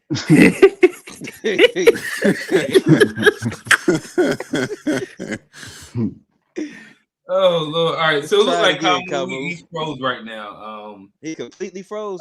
Yeah. So nonetheless, we do have old man Steve, TBI, Quincy. Everybody's up here. If y'all do want to hop into the conversation, me, G, and Trey, are you back? Yeah, he's back. Go ahead, come. You loaded up, baby. Yeah. I'm saying like it really hurts for conspiracy theories to even do their thing, man, because now, I mean, the American president is so blunt about everything. Back in the day, you used to there used to be conspiracy theories. We used to talk about how America went into Iraq for oil, but like no one really would come up front and own up to it. Today, Donald Trump is like, yo, I want your shit. I'm going to get your shit. And it's like, this is scary, bro. And like the levels at which he's antagonizing people, it could really get bad, man. I mean, I just saw yesterday, I think American navies or something like attacked a Russian warship. They seized a oil joint that was carrying a Russian. It was a Russian oil joint from Venezuela. I love it. It was going to Russia, but I don't know if they had paid for it yet. Bro. It was, the ship had a Russian flag or some shit like that. I love it, man. Yeah. I mean, even the Secretary of State of Russia issued a statement on that because Venezuela had a oil agreement with Russia and Iran, and it was according to international law, it was not legal, but they were doing their own thing according to their own law, But now Donald Trump doesn't care about that, bro. He's doing his thing, and it's like, bro, okay, I get it. You can antagonize small nations like Venezuela and Colombia and maybe Greenland, but now you want to fuck with Russia, bro? Russia's not playing, bro. Like the minute you go for Russia and China, it's straight up world war. You know what I mean? Russia can't even beat Ukraine though. Exactly. They don't want to see us, man. No. They don't want to see us. No. Ukraine next door kicking that's not their how ass. it is, bro. It's that's not how it is. It's Russia with America because Ukraine doesn't have shit. I mean, Russia tried to do the Maduro shit, and they've been fighting ever since. We went in there and took that man. No. Smashing presidents, man. War, bro. Russia tried. No. Russia tried. Johnny, no. Russia definitely tried. They literally tried to get Zelensky. They literally tried to go get him. No. We went and got all that war is between Russia and the United States because since day one, even Donald Trump told Vladimir Putin that, bro, had it not been of us, Russia would have wiped you out within like second day or something like that, or within a week. Because that war is it's a soft war, it's a proxy war between Russia and the United States. But now, if it were to it's really even Russia and NATO. But like they can't even beat them, and we're not even over there. We're just helping them if they try to fight us directly. Technically, at the time it started, NATO was fully endorsed by America. It's only now that Trump is pulling off, And bro, Russia and China is not playing, bro. Russia's used a lot of their military assets in Ukraine. They've lost a lot of tanks. Russia cannot fight another war right now. I mean, but that Steve, before you go, I just want to play. I think that it looked like Trump got a red dye, but I want to play red dye Trump really quickly. Oh, the nigga went from orange to pink. Debo Trump, man. He went from orange to proved pink. once again that the United States proved once again that we have the most powerful, most lethal, most sophisticated, and most fearsome. It's a fearsome military on planet Earth, and it's not even close. I've been saying it for a long time. Nobody can take us. We don't want to have it. We don't have a discussion, but you read all and you see everything else. Nobody could have done that. Nobody has our weapons. Nobody has the quality of our weapons. The problem is we don't produce them fast enough. We're going to start producing much faster. We're going to be very tough on the companies. We have the best weapons in the world, but it takes too long to get them, including allies. When allies want to buy them, and they have to wait 4 years for a plane, 5 years for a helicopter. We're not letting that happen anymore. We're telling our defense contractors, you're going to start building faster. The United States proved once again that We have the most powerful, most lethal, most sophisticated, and most fearsome. It's a fearsome military on planet Earth, and it's not even close. I've been saying it for a long time. Nobody can take us. Nobody. We don't want to have it. We don't have a discussion. Let's start it over. Okay, so yeah. I love that American arrogance, man. I mean, you know what's crazy about it? I love it. There is one group that has been successful against the United States Army.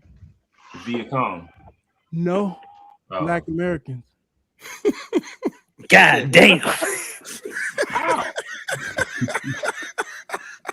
Explain how, please. Fucking. I always think about this. I'm like, what if we? You know how we always boast and say, yeah, we fought in every war. What if we didn't fight in every war, including the Revolutionary War, including the Civil War? Like, if we didn't fight, then the South would have won. So we beat ourselves. You know what I'm saying? So we did beat the U.S. government or the Confederate government, whatever you want to call it. So that's why I say how. That sounds like a sovereign people right there. Shut up, Johnny, man. Shut the hell up, man. Hey, he trying to get his point off no matter how, whatever the conversation go, he gonna say it. He gonna get that off.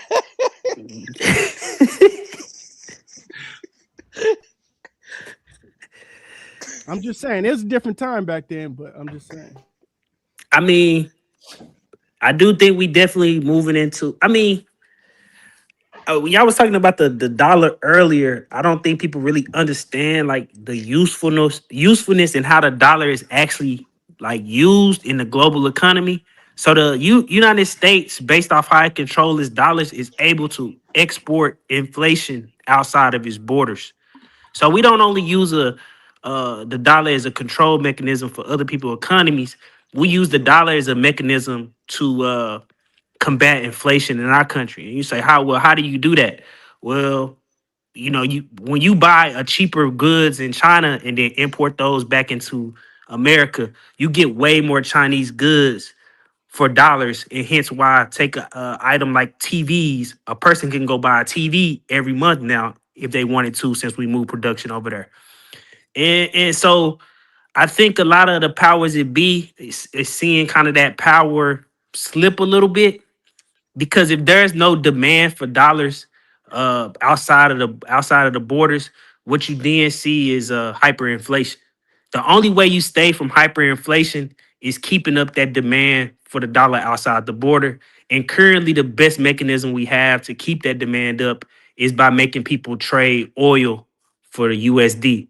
So as long as people got to trade oil for USD, no matter what the country is, they got to buy treasuries from us.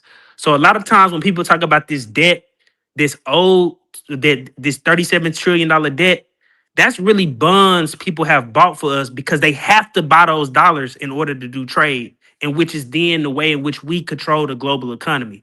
Our $37 trillion debt is the way in which we control the global economy. And I don't think people really understand that. They just hear we need $37 trillion in debt. Well, that means we really control a lot of the global economy. And we love the benefits that afford us, comparatively speaking, to other nations. I think people really confused about what the U.S. debt is. But Steve, shout out to that USD. I can't hear you, Johnny. Can you hear me? Hold on, I can't hear nobody. I hear you. He's talking right now. Can you hear? I'm talking. I hear. Oh, he popped out. Go ahead. Yeah, what I was saying was that's what I was saying earlier when y'all were speaking about far as in how United States was, the oil thing or whatever. The thing is that for anybody to get oil from the Arab countries, they have to turn their money into U.S. dollars. And see, if they're getting oil from them and they're not turning their see, it's nothing but, United States is being gangsters. You know what I'm saying? They basically, you got to use our money to get this oil. So now they're not using our money to get oil because they're getting oil from them for the low. You know what I'm saying? Without converting their money into the dollar. Now, if you doing that, then you cutting us out. You know what I'm saying? It's nothing but extortion. United States extorting everybody. That's all that's happening. And the Saudis agree because they can't extort them. And the Saudis agreed to this. Yeah, it don't work.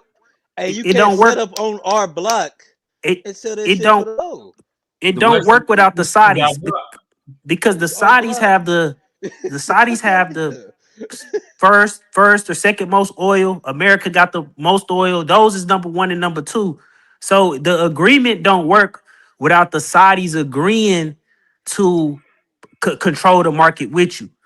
And so that's why when people say why we do all this stuff in the Middle East, because part of the petrodollar agreement is any beef that Saudi Arabia get into, in order to sustain the petrodollar, we will then come into those conflicts.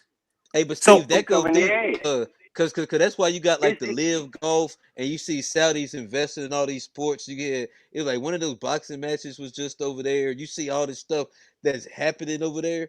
That's that relationship where like it's a mutual, like they gonna keep on buying it in dollars, but we gonna start like sending a lot of our sports events over there, and like they're trying to get those tourism dollars up. So it's that's a why the hand Iranians in don't hand like the. thing. That's why the Yeah, that's why they Iranians don't like don't like the Iranians don't like the Saudis. They've been in proxy wars for many of years because the Iranians feel like you should side with your fellow Muslim brothers over the West. Well, that's why Osama. That's what pissed us, because Osama is actually Saudi Arabian, but like once the United States came in there, that's what really pissed him off. And you know, a lot of that, like, you know, a lot of the terrorism is kind of based on the United States. You know, being in Saudi Arabia with those oil deals. But all of this stuff has blowback, and people say, But yes. you know, people will say, well, you'll kind of get caught up in this, like, chauvinism, American chauvinism in the moment, because who don't want to be on the winning team? But was all of the blowback for the intervention worth it when you look back 20 years later? You got most people sit up here and complain about immigration every day on this app, but our foreign policy, the immigration is a result of the U.S. foreign policy. Because after every one of these conflicts, in order to curry favor with these countries in which they overthrew the person and put a dictator in charge, they say, well, you can come over here if you Cuban. You could come over here if you Venezuelan. You could come over here if you from Somalia. The Somalians that's in Minnesota right now is a byproduct of a refugee program that was created by the United States of America after they caused the war. Same thing with the Afghanis. So like a lot of our imperialist nature creates these ramifications in our country, and then we say, well, we don't like the byproduct. Well, in order to stop the byproduct, you have to stop doing the action that's getting the byproduct.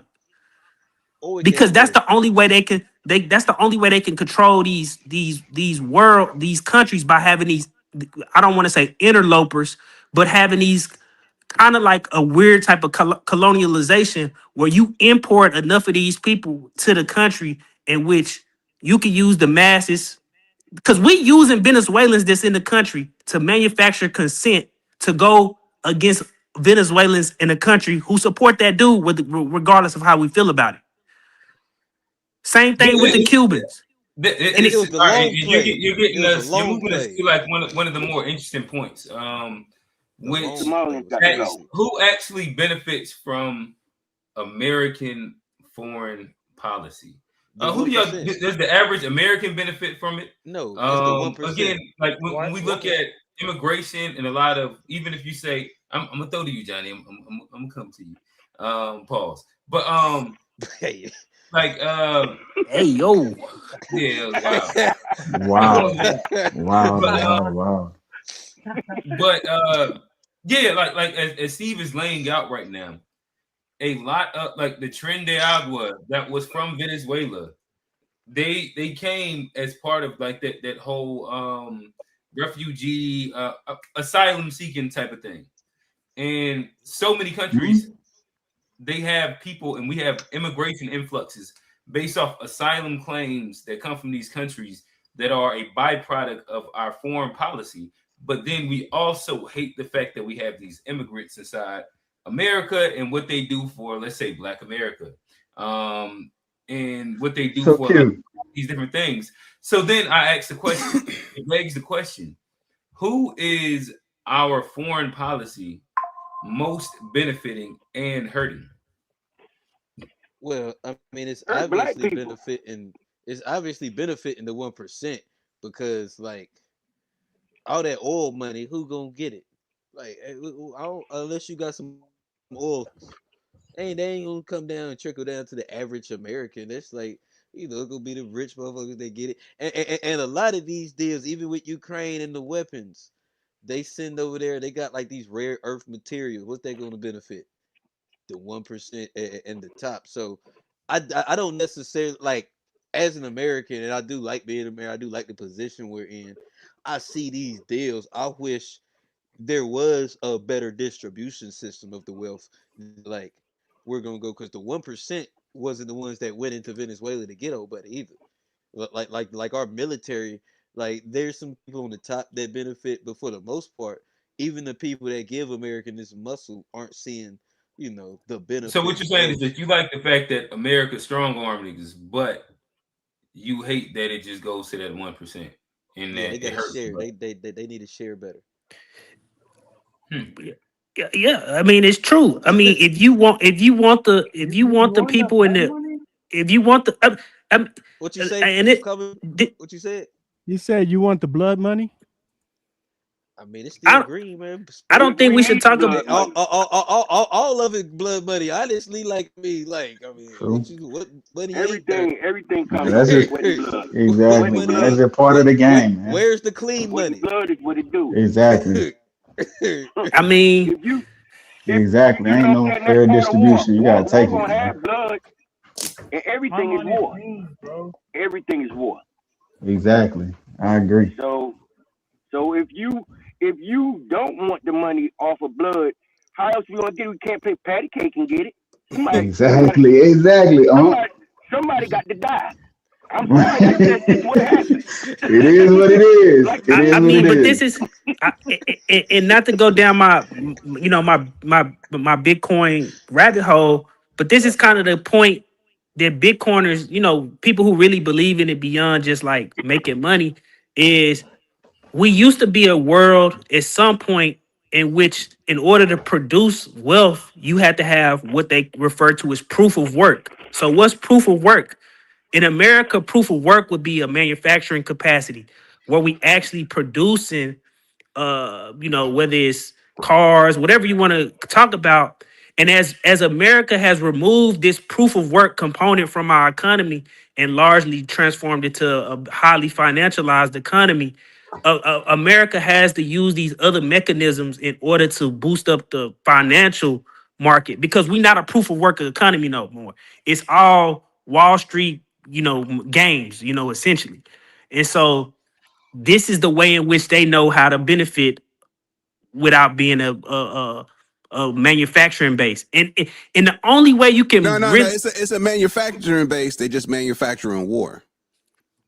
but you in a Trump just said it. they gonna try. I think that is the pivot they gonna try to make. They gonna try to pivot hard into a weapons manufacturing, because none of the other manufacturing stuff makes sense for them to bring back here. Just if we talking just a raw business perspective and we being honest business people, it's always gonna make more sense for me to build electronics in China.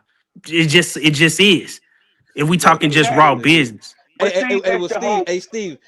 Here's another thing. It's always been smart to invest in like military stocks. Like if you look at the Boeings and they do This very nigga well Johnny against got no morals, man. Golly, we can invest in a lot of stuff. You talking about let's buy the bombs? why not? the bombs Hey, fucking Man, sell. get it. They fucking going crazy right Look, now, Trump bro. Fuck say But Hey, Johnny, I feel you, Johnny. bro. Tell him his Capitalist, man. portfolio Capitalism, bro. Got private owned prisons in it. Tell him, Johnny. I don't know what it got in it, but probably. Like, See, this it's why I buy doing real Bitcoin. This well. why I buy Bitcoin only, man. I know the ethics of Bitcoin, man. Hey, look. Man, Hey, look. We Wall in Street about to America, take that bro. Hey, over, look. Steve. But look. Honestly, though, like America sit them bombs over there. Like we America, like we're complicit in this shit anyway. We might as well try to make the best of it. And like, can't nobody fight without you. if the stock gonna do well, who am I to do it off of more? Like who am I to like more? Oh, I can't buy this shit. It's gonna eat what?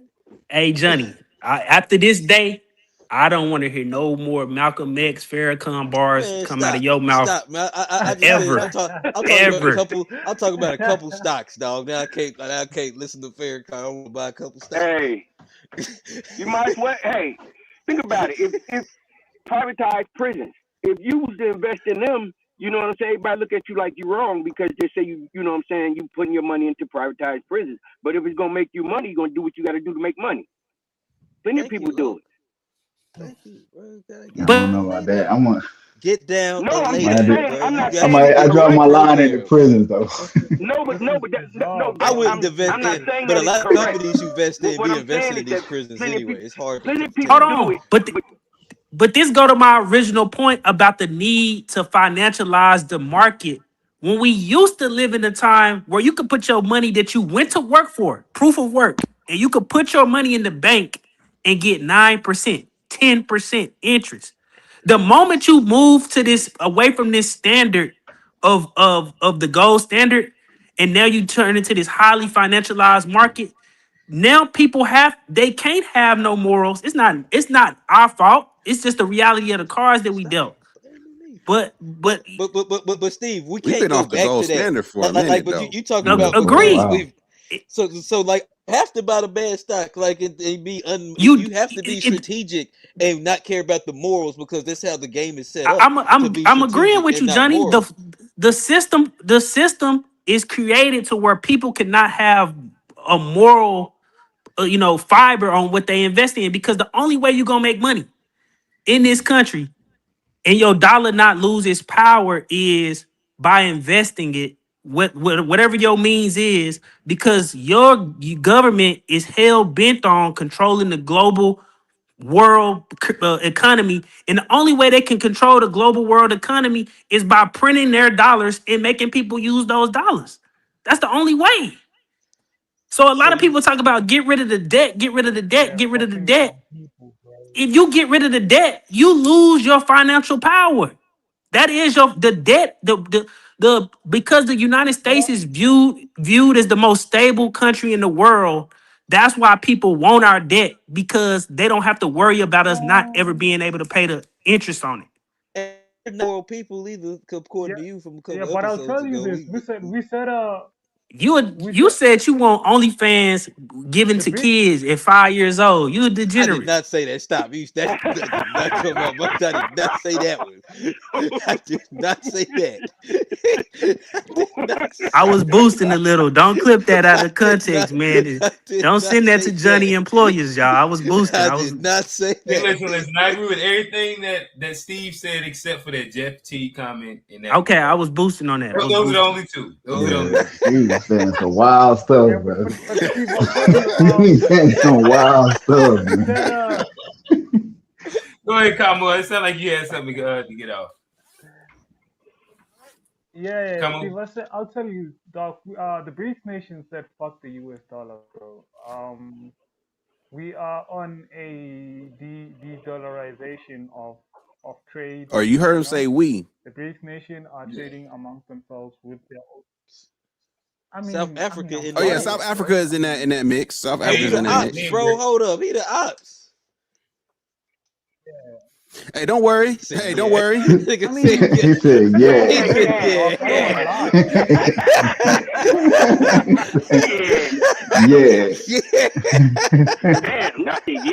and nodded. No, we definitely gonna make an example out of y'all. Brazil, look me dead in my face and said, yeah. I mean, you could have, bro. I mean, America could have long fucked us up, bro, with the Israeli thing, and as long as you know it, y'all better act right, man. As long as you know. Nah, did you hear what Rubio say? He was like, "If you don't know, now you know." Exactly, bro. Did you hear this nigga? Did you hear Rubio drop that quote? He said, "Yeah, I heard it." Head too. He said, "Nigga in his head." You can say that with Venezuela. Don't know, now you know, man. I love it. I mean, he said, you can say that with Venezuela. Hey, bro, South Africa is not playing, bro. Man, come on. Don't let gonna break down before they get to Miami.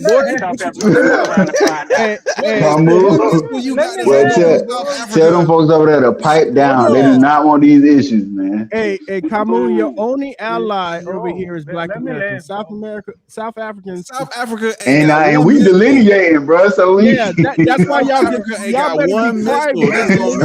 Yeah, because we are your only allies. Nah, we used to be old, man. Not no more.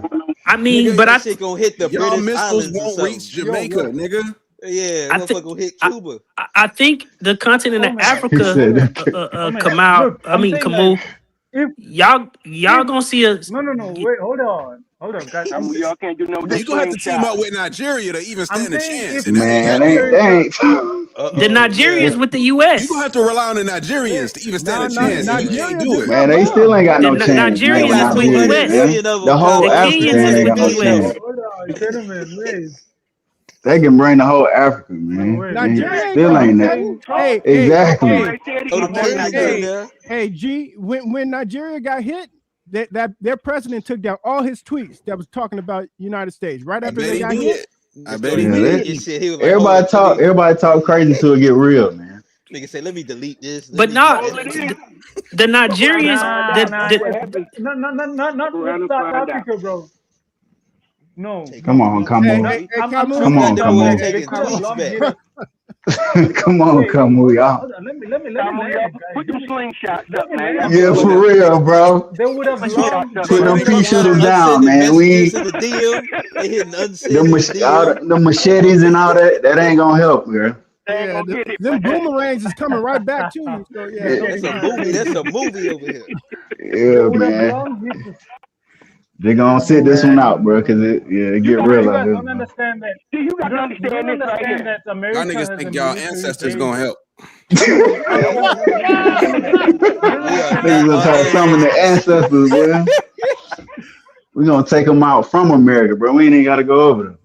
The thing most people don't understand is this right here. Nobody comes here on land. You guys have a military base. We got one there. Don't worry about our military. If anybody ever stepped we got military in South Africa. States, we have more guns per capita with the people, regular citizens, than most countries do. So you don't nobody want to fuck around and find out what America crazy. It's not even the guns. People thinking, okay, like, dude, we gonna drone all y'all out before we even have to have we shoot on the each other ground for fun. Y'all gonna be droned to. I don't want to say the G word, but before we get men on the ground, it's gonna be all drones coming your way. Exactly. So we on a whole nother level, bro. You know what I'm saying, bro? Don't let these people get y'all hyped up over there. I mean, your whole country get done by a little dude. I mean, you know, we got 4,000 soldiers in Djibouti, nigga. Sitting in the warehouse.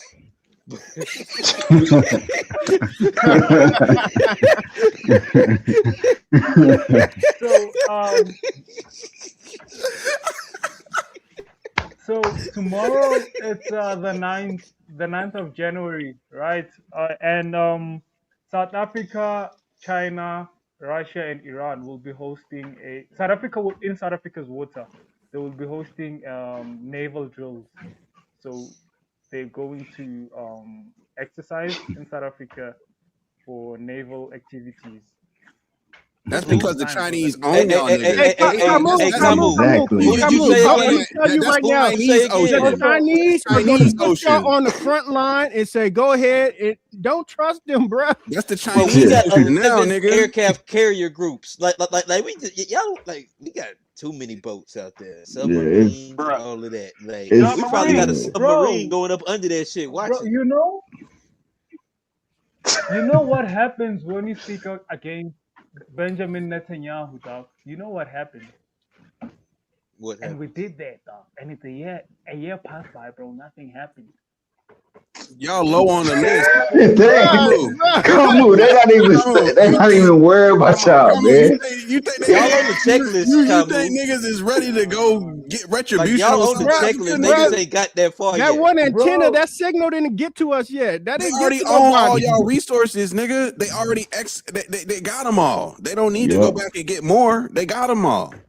Yeah. If it wasn't for Black America, y'all would still be in a apartheid. You should be ashamed of yourself for talking like that to us Americans. Yep.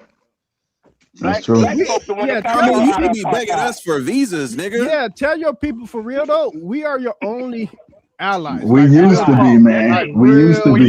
Used to be. We used to be. Not need no to get more, your bro. ass a student visa if they still allow them as soon as possible, because Trump is gonna cut them out soon enough too. You need to get you a say student we visa. used to be, but we know who we are deep inside. We know who. No one. Nah, ain't nobody on there no more, man. That shit was that's old school, bro. We ain't on that no more. It's old school, but I mean, yeah, not this new generation ain't on One that. off. Let them get it off. What you say, Camus?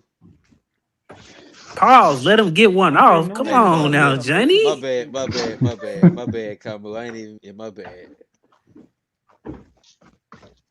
The floor I'm is saying, yours. dog, no one is coming. No one from South Africa is going to America for school or anything of that sort, dog. We all have our stuff sorted out here. If anything, people come to us for education. What? For a semester, And nigga. as far as What you talking about, Camus? I love y'all confidence though, bro. I love y'all how y'all be doing. Y'all be thinking y'all. We gave him that confidence. Kamu like, fuck it. Russia and China gonna be in a year. Iran, we chilling. He like, South Africa think they got it made. Yeah. Like Man. I said before, y'all can't even control over there. Y'all in your own country have white cities and white towns only. Yeah. In y'all country. If y'all can't control y'all shit, They got y'all Indian need to towns do what they too. call Yeah, they got only white towns, bro. Only white towns. Chinese Get y'all shit towns. together. Y'all funny, bro. Only white towns, bro. They got every town but South African. But I think the larger point. I think the larger point is like what has been the benefit, because now we dealing with the benefit, the ramifications of our foreign policy, our monetary policy. Like our deindustrialization is one of the causes is because of the way in which we use the money, so like it's what has it benefited us to have this? Because now we 20 years, 30 years down the line, and if you ask everybody, regardless of who the president is, they say everything has gotten worse. They starting to see a decline in the quality of life in which Americans is able to live. So what was it a benefit to? And I think Johnny already said who it was a benefit to. It was a benefit to the 1%. Because if we move back to an economy that's actually based off the work that the citizens produce, that's an economy in which maybe we don't have the same level of global influence that we have, but that's an economy that's much more conducive to prospering for the everyday, average day citizen. That's just the kind of the reality of it, So if that's the case, why do we need to make sure our population is keeps growing to the extent the Democrats wanted to? I mean, I think people need to understand currently as we move to a service-based economy or whatever, we still gonna need people to actually do services for people. We not producing any services. Don't produce anything though. Like you're not building cars in a service-based economy. You're not building TVs. You're not building chips. And then even as we move further and further down the line and AI become much more serious, you even have a further reduction of the need for actual labor, like American labor. So for now they might have to import people, but eventually you run into a point where you don't need no people. You just that's just the state of the economy right now, which you need people. But eventually you're not gonna need as many people because AI gonna be able to do it. Robotics gonna be able to do it. In 10 years, this is my prediction right here as far as AI. You're going to see a lot of Hollywood not having actors because you see how good this AI is with making movies and stuff. Why would you pay somebody when you could do AI to do a movie?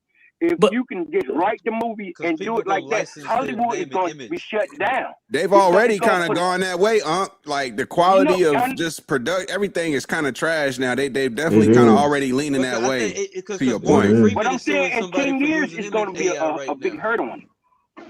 It's already starting to hurt him. I think. I don't even think it's gonna be 10 years. Like, yeah, the movie no movies dead. Make money unless it's like Batman, Superman, a superhero type shit. Like the days where you could go to the movies and just like like Sinners, for example, was like an anomaly. It's like you just got a regular ass story with regular actors and it go crazy. Like the Sleepless in Seattle movie days, all that shit is over with. Like you ain't gonna really see those blockbusters like that because the acting, all the art, like it's all been stripped of the humanization. I ain't gonna lie. Listen, I just heard that people was crying looking at Avatar. I did hear Avatar.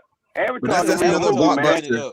It's another blockbuster movie right there. That's a real movie right there. Great AI too.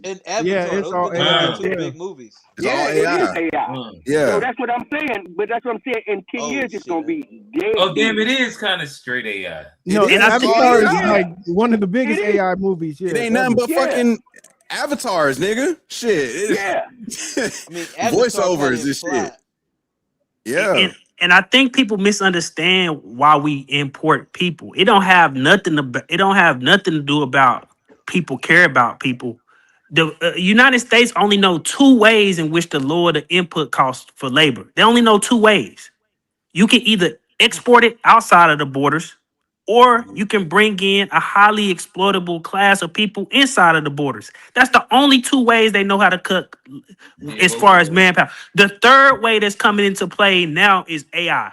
So in order to get away from some of this immigration stuff or to get away from some of this outsourcing stuff, that's why the push for AI is so intense, because that's the only way they know how to decrease this labor input cost. Everything is about money. Nothing is about morals and do you care about these people. You need to be able to, you want to buy, and this is the harsh reality.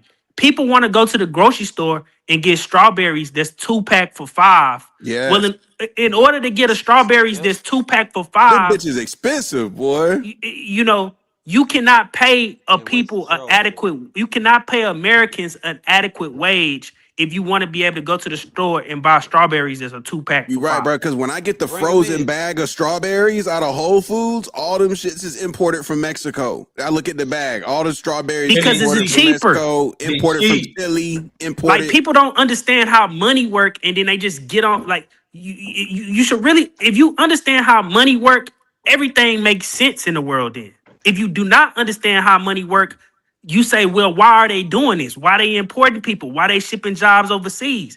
If you understand how the money supply work, well, it makes sense why they doing all of this. This is not illogical. This is the most logical thing to do under the current way in which we financialize the system.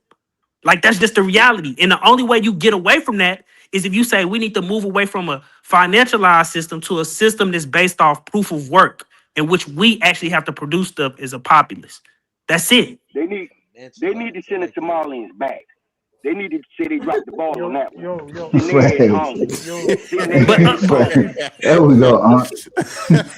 hold on, something. They dropped the ball on that one. They should have let them go. Scamming, man. But what's crazy about even? But hold on. This is a case in point, y'all. This is a case in point.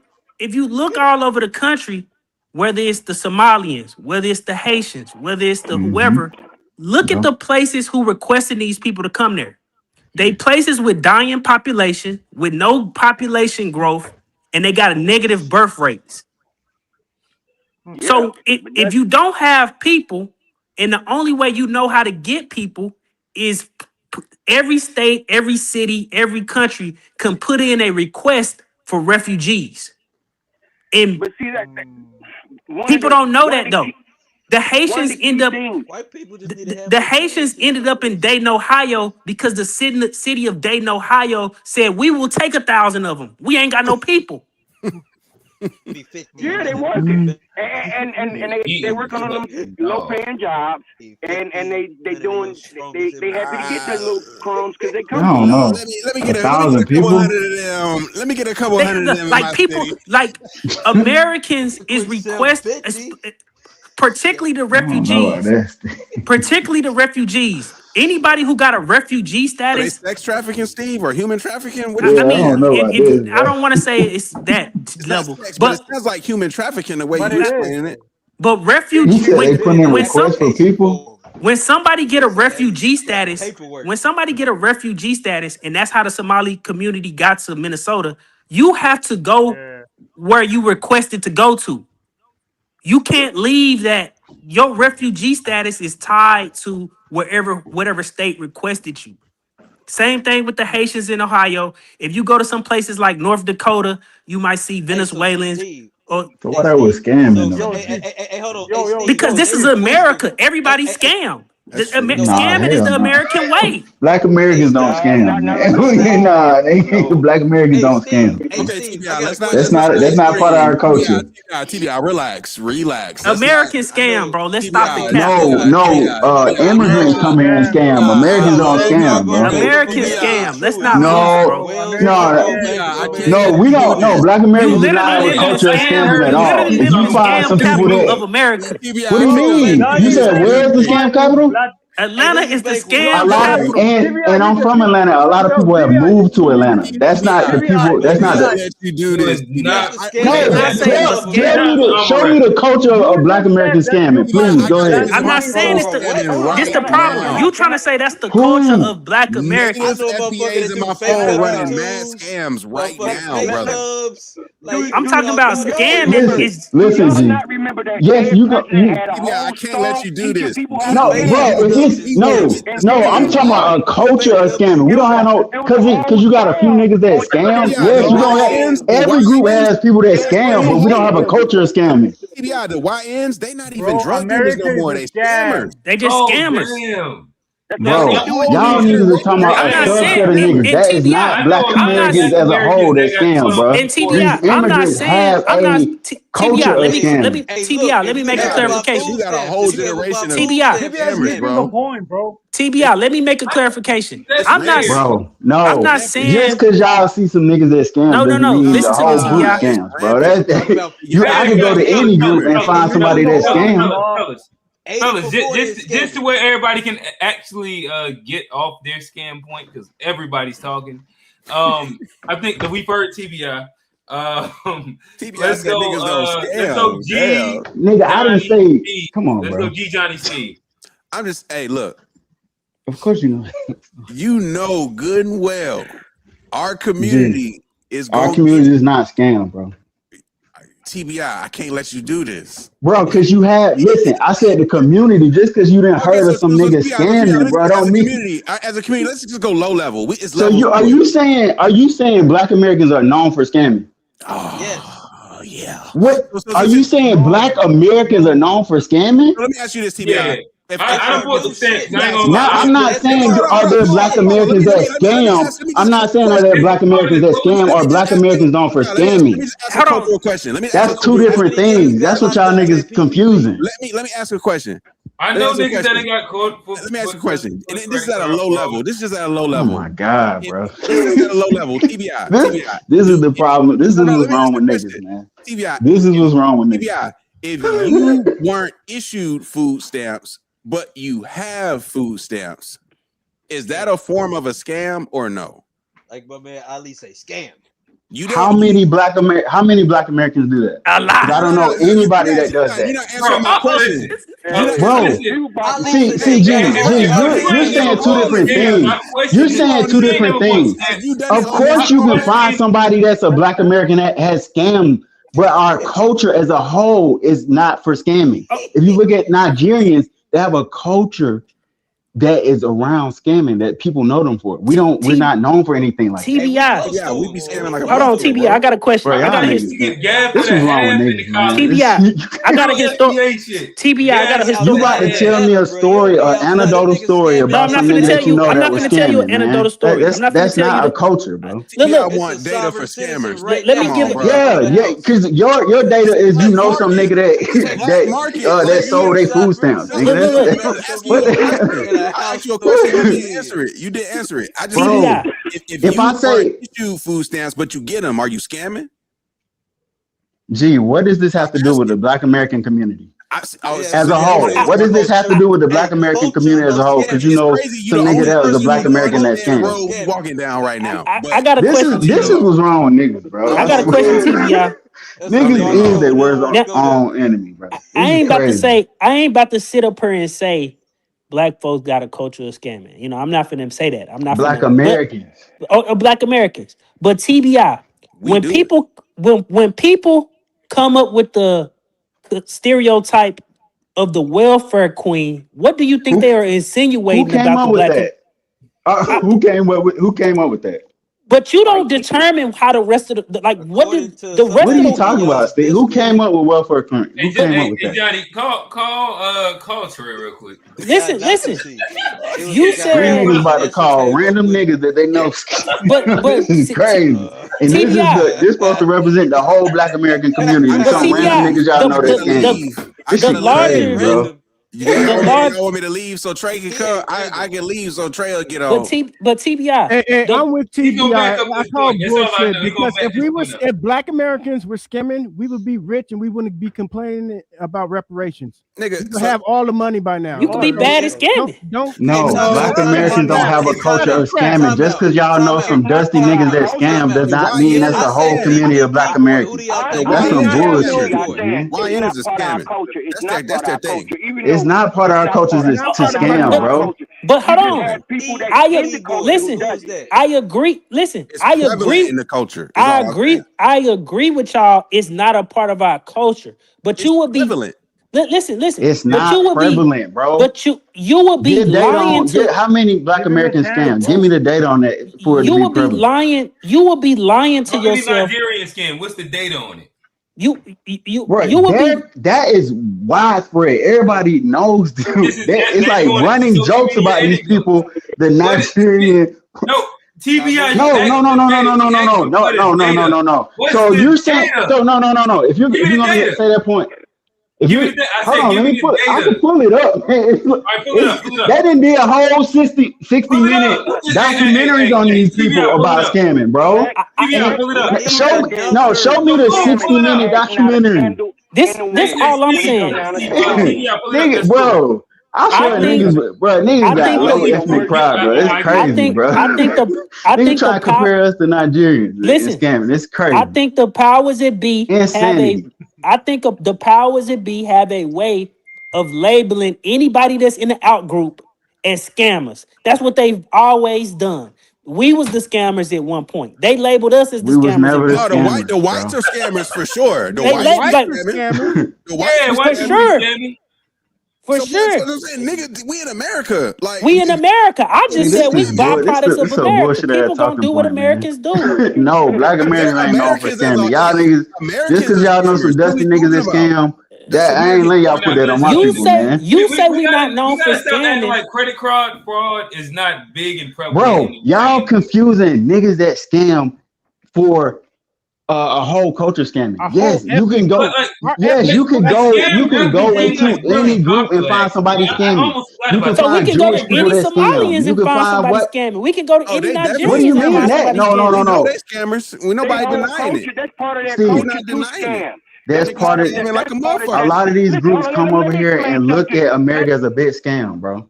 But no, the problem is the Americans don't really love their country. Because Americans treat our country. Black Americans do. I'm not using caveats. I'm speaking generally.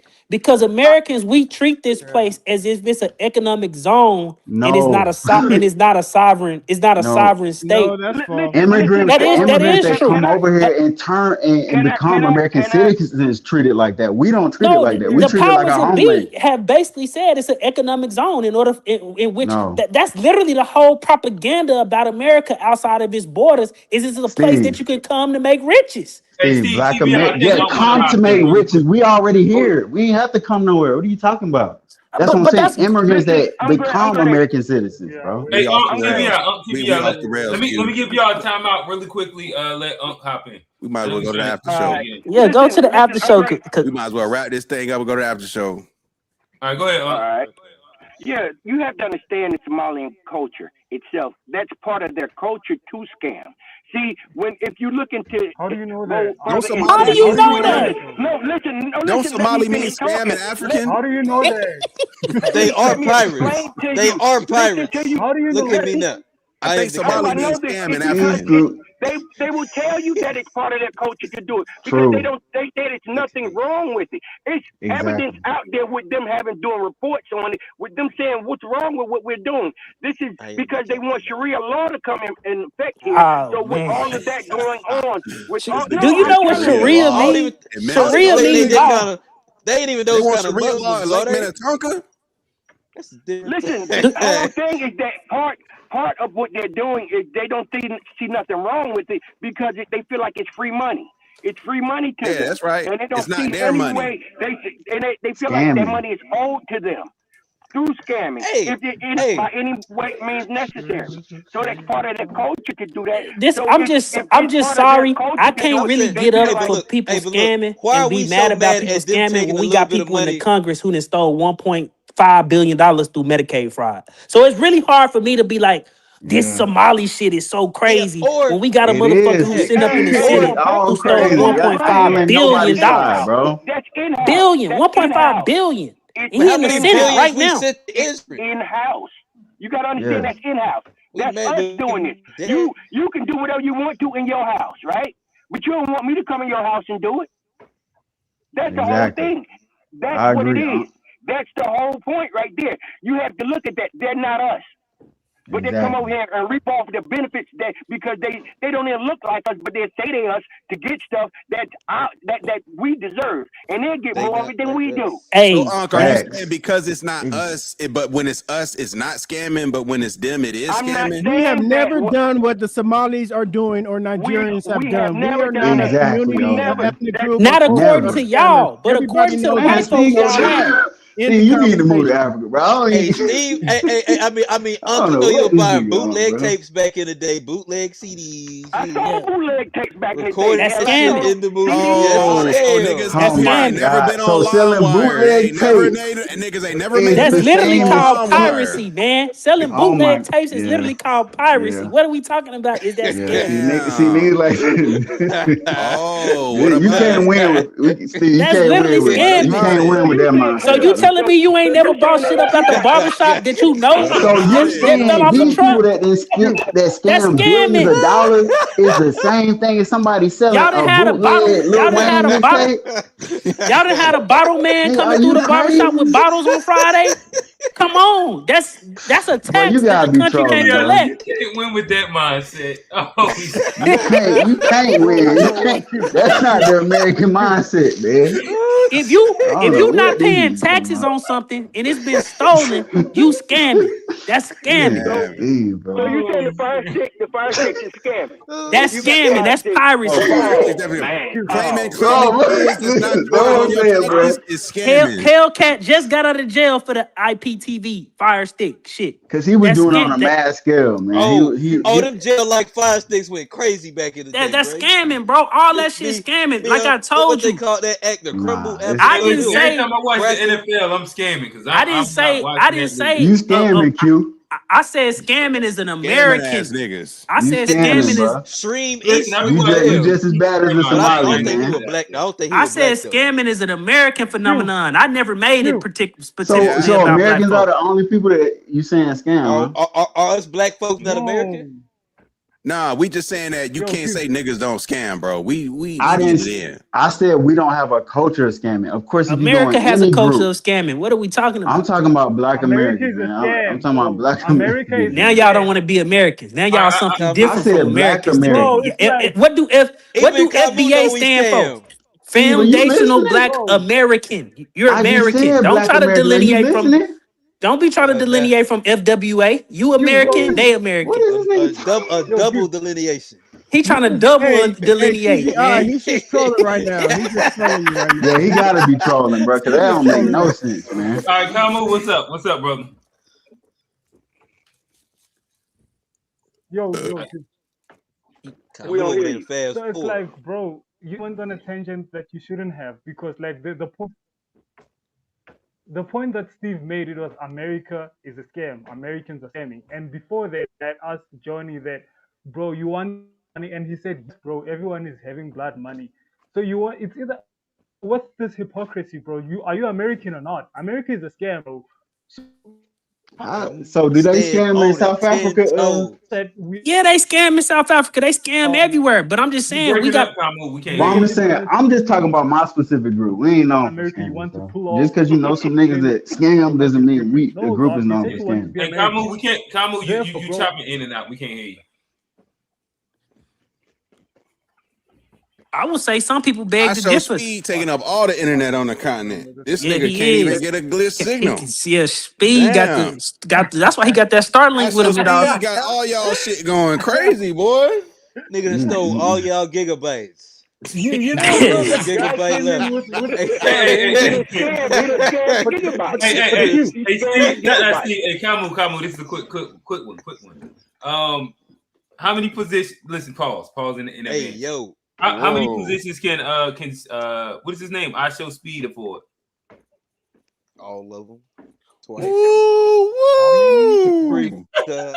Hey, he getting the whole building. I didn't hear the question. Oh, woo. I said, how many positions can I Show Speed afford? Oh my goodness! So you took. Oh my goodness! Kamu can't even imagine what Speed kind of pussy Speed getting over there in South Africa, boy. Talk about royalty. You talk about royalty. Oh my goodness. Hey, hold on. Speed is like show me some pussy. Speed is doing Pan-African propaganda. Don't fall for that, y'all. He is. You're right, Steve. I agree with you on that. I agree with you on that. There you go, my brother. Now you coming. That's what I'm talking about. Hey, I knew that was gonna get him riled up. I knew that shit was gonna get him, man. Now you back on track, my brother. Hey. Now we speaking the same language. Hey. Nah, me and TBI, me and TBI be defending the FBA in the chat. Steve, you actually brought a point that makes sense. We do have scammers, Pan-Africans. You 100% right. I agree. I agree. Black American Pan-Africans are the biggest scammers. I agree with that. As long as I agree with that, old man. As long as it brings circle moment, boy. Hey man, y'all funny, bro. Y'all funny. There we go. Hey, but look how long it took us to find the group. But that is the group that is the scammer. Hey, that's a part. That's the only scammers we got. Part of black culture. Y'all gonna say it's not black culture either? Hey, watch me find another one. What about the black Democrats? If Pan-African ain't black culture, then whose culture is it? The boule. What about them? TBI, they not scammers too? They not scammers? They not scammers? Democrats, they scam. Okay. So the political leaders of the community scam. He ain't want to say that. Okay, got him. But no, it's not. I'm saying that's a whole nother way of. It's different from what these immigrants. That's just like they scamming us to get us to vote. That's the only scam that they scamming us to vote. That's it. I think y'all should really look into some of that. This is the thing. Y'all should really look into some of the business practices of Clyburn and who he hiring. You gonna find something real strange. How them contracts being dealt out, and that's and it's not particular to Clyburn. This every politician. If you go start looking at how these contracts and where this money and stuff going, these nonprofits and NGOs is being built, it's a loop back. They going and signing the bill and paying off their whole family. Clyburn and put his whole family on staff, and they ain't got no experience in none of that stuff he didn't hire them for. It's the Dick Cheney. It's the Dick Cheney playbook. Come on, man. America is isn't that Nepo baby? That's scamming because you taking because what they doing the same. They taking the tax dollars and redistributing tax dollars to their family members. That's scamming. Yeah, Jim Clyburn looked like he scammed. I ain't gonna lie. I'm telling you, man. People, this shit deeper than them Somalis. But if we really start to dig into it, this nigga Steve trying to get everything off the immigrants, bro. Nah. I'm just saying we get sidetracked. We get sidetracked with. Bro, these niggas scamming, man. Ain't nobody sidetracked. These scamming. What about these are outside. These are foreigners and outsiders. What this man talking about? I'm just saying. All I Bro, know, he gotta have some Somalian homeboys or something, bro. Nah, I don't. I don't know no Somalis, man. Hey, those are all I know not with the- FBA lips. Hey, Q, where was this nigga born, man? Where is this nigga born? Where he from? South Carolina. He from South Carolina. He all I born know there? with Yeah. the positions that Steve keeps taking, you're gonna have to stop saying we. For real, Steve. Yeah. What you're saying is not we, and you're gonna have to renounce your citizenship because what you talking saying about? is We what? Yeah, what makes what you say? But what authorizes you to say we then? Yeah. What? What authorizes you to say we? Because he's supporting fraud and criminal No, I'm not. activities No, of I'm not. No, I'm immigrants. not. Of his own country, which Hold is on. insane. I'm actually a Which is person who I insane. think we should. I highly despise the scam and the gamification and the gambling that the economy has been turned to. This is kind of something like I really like believe in. We should root out all types of rent-seeking behavior in which we scam and tax dollars and so forth and so on. I'm just not narrow-minded enough to think that this is only condensed down to one specific group or two groups. This is endemic to what America is, and because scamming is so because scamming is so endemic to America, to what America it is, it's hard for us to create a cohesive one culture, goal that we want to reach. Because anytime we try to reach for a certain goal as a country or as a group or as a community, there's always this in the back of our head that somebody's scamming or getting over. So They are though. rooting that stuff out actually move They us are. towards the type of But country those I want to people live are in. not the Rooting these majority. outsiders out of here. Rooting these outsiders out. Community. All scamming need to be rooted out. The community and portray themselves as us, Tariq and that's why they get a leg up. They are not us; they're imposters. I don't care if they us. All scamming in America need to be rooted out if we want to actually build something that's gonna work. Because you just conflating everything together, bro. No, I'm not. They don't need to be here. You are worried about them. You but keep hold on. like you keep talking like they good people. But and Donald Trump said they're very bad people. Very bad people. They're very bad people. Exactly. Even if we remove them, even they're if we bad remove and guilty. But hold on. Let's take hold up. And they also reap benefits that should be going towards Black Americans. Let's take Let's take them out. I agree. Remove them. If you do not remove all other scamming that happens in this country, it's hard to get people to buy in to the system because they gonna always have in the back of their mind Steve, that you never people are gonna remove all scamming, bro. I just want the scamming from the outsiders to be handled first. Be clean, right? Okay, agree. We can handle them, but once they are handled, how do we? You gotta have people to leave your house so you can clean your house. But as long as you have people running around your house, how the hell you gonna clean if they keep dirtying up? So you telling me no scamming was happening in America prior to them? Hey, not at this level. Not at this level. Not at this level. No, not at this level. Hey, I got something to say. I got something to say, Steve. You're lying, dog. You You're keep lying. talking. Italians have been scamming y'all. Irish. Italians in with them. I agree. Kamu. They're also. I agree. You said Brett Favre been scamming. Like everybody's Brett Favre been scamming. What are we talking about? Y'all keep doing individuals. We talking about whole groups, man. It's whole groups of people, man. Put us in the back channel because I can't say what I want to say on the The Pentagon been scamming.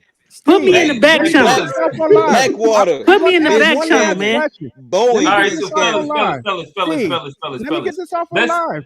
All right, go ahead. Get this last one off, old man. Then we're gonna close the show. You said that a lot of these states need people, right? So all that money that they were allowing the Somalis to steal. If you don't think there was a way for them to say, okay, any black people who want reparations, I'll take 100,000 black people. We're going to award you these reparations to move to our state. You think we would go?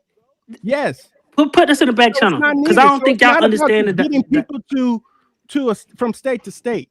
That's BS. What you're talking about. You don't. Oh man, they don't want you because you are a citizen with full rights and they can't control you like they can a refugee. They don't want. That's what y'all fail to understand. They don't want Black Americans because Black Americans No, do they have don't want Black some Americans because they don't some want level to of have rights. money. We expensive. We expensive. They don't want us like They nobody wants they John want Morant. workers that they can exploit. They don't want workers that got rights. Y'all confused on what's going on. Fellas. All right, we're gonna move this to the back chat. Again, I'm gonna do y'all a favor, chatters. If y'all want to join the after show, I just dropped in the link. It says call in. But with that said, we are moving this to the back channel. And again, this has been a fun episode. We was all on about a 2-week hiatus. The guys came back. It's been a fun episode. We got straight into it. And talked about, you know, the whole America foreign policy. We took a little sidebar. We detoured and went into a little bit of a Trae Young obituary. And, you know, we've landed with this conversation right here. But again, y'all see the guys. I think we got a lot of nominees up here from the Tubies. Call-in of the year is going to be heavily contested. Y'all seen the gems that was dropped today.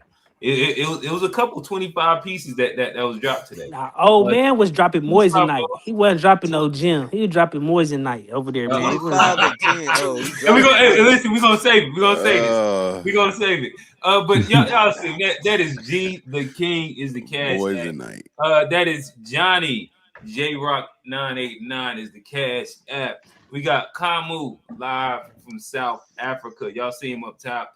TBI called in. He was the preacher. He read the obituary for Trae Young. He is one of our guys. He's in the Sports and Money chat. He had been defending Trae Young. I wonder what the heel turn is going to be with this. It's going to be interesting. We got like TBI, man. Somalians are bad people, and they need to get deported. Kick their ass out. Amen. Steve, again, gems as always, and oh man. You know, I think that they same coast, but almost becoming arch enemies. I love that. I fuck with old man. It's an hour and a half on that make a big difference. You know, within the conversation. Just so you let everybody know, San Diego could never F with LA, so it ain't even a conversation. Okay, I love it. I love it. God. All right, so we Carlsbad is nice though. We're going to take this to the back chat. This has been a fun episode. I actually enjoyed this. I ain't gonna lie. I definitely needed this one right here. Just a little break from the monotony of doing shit every single day. Yeah, fellas. An audience like that, we are out. Peace.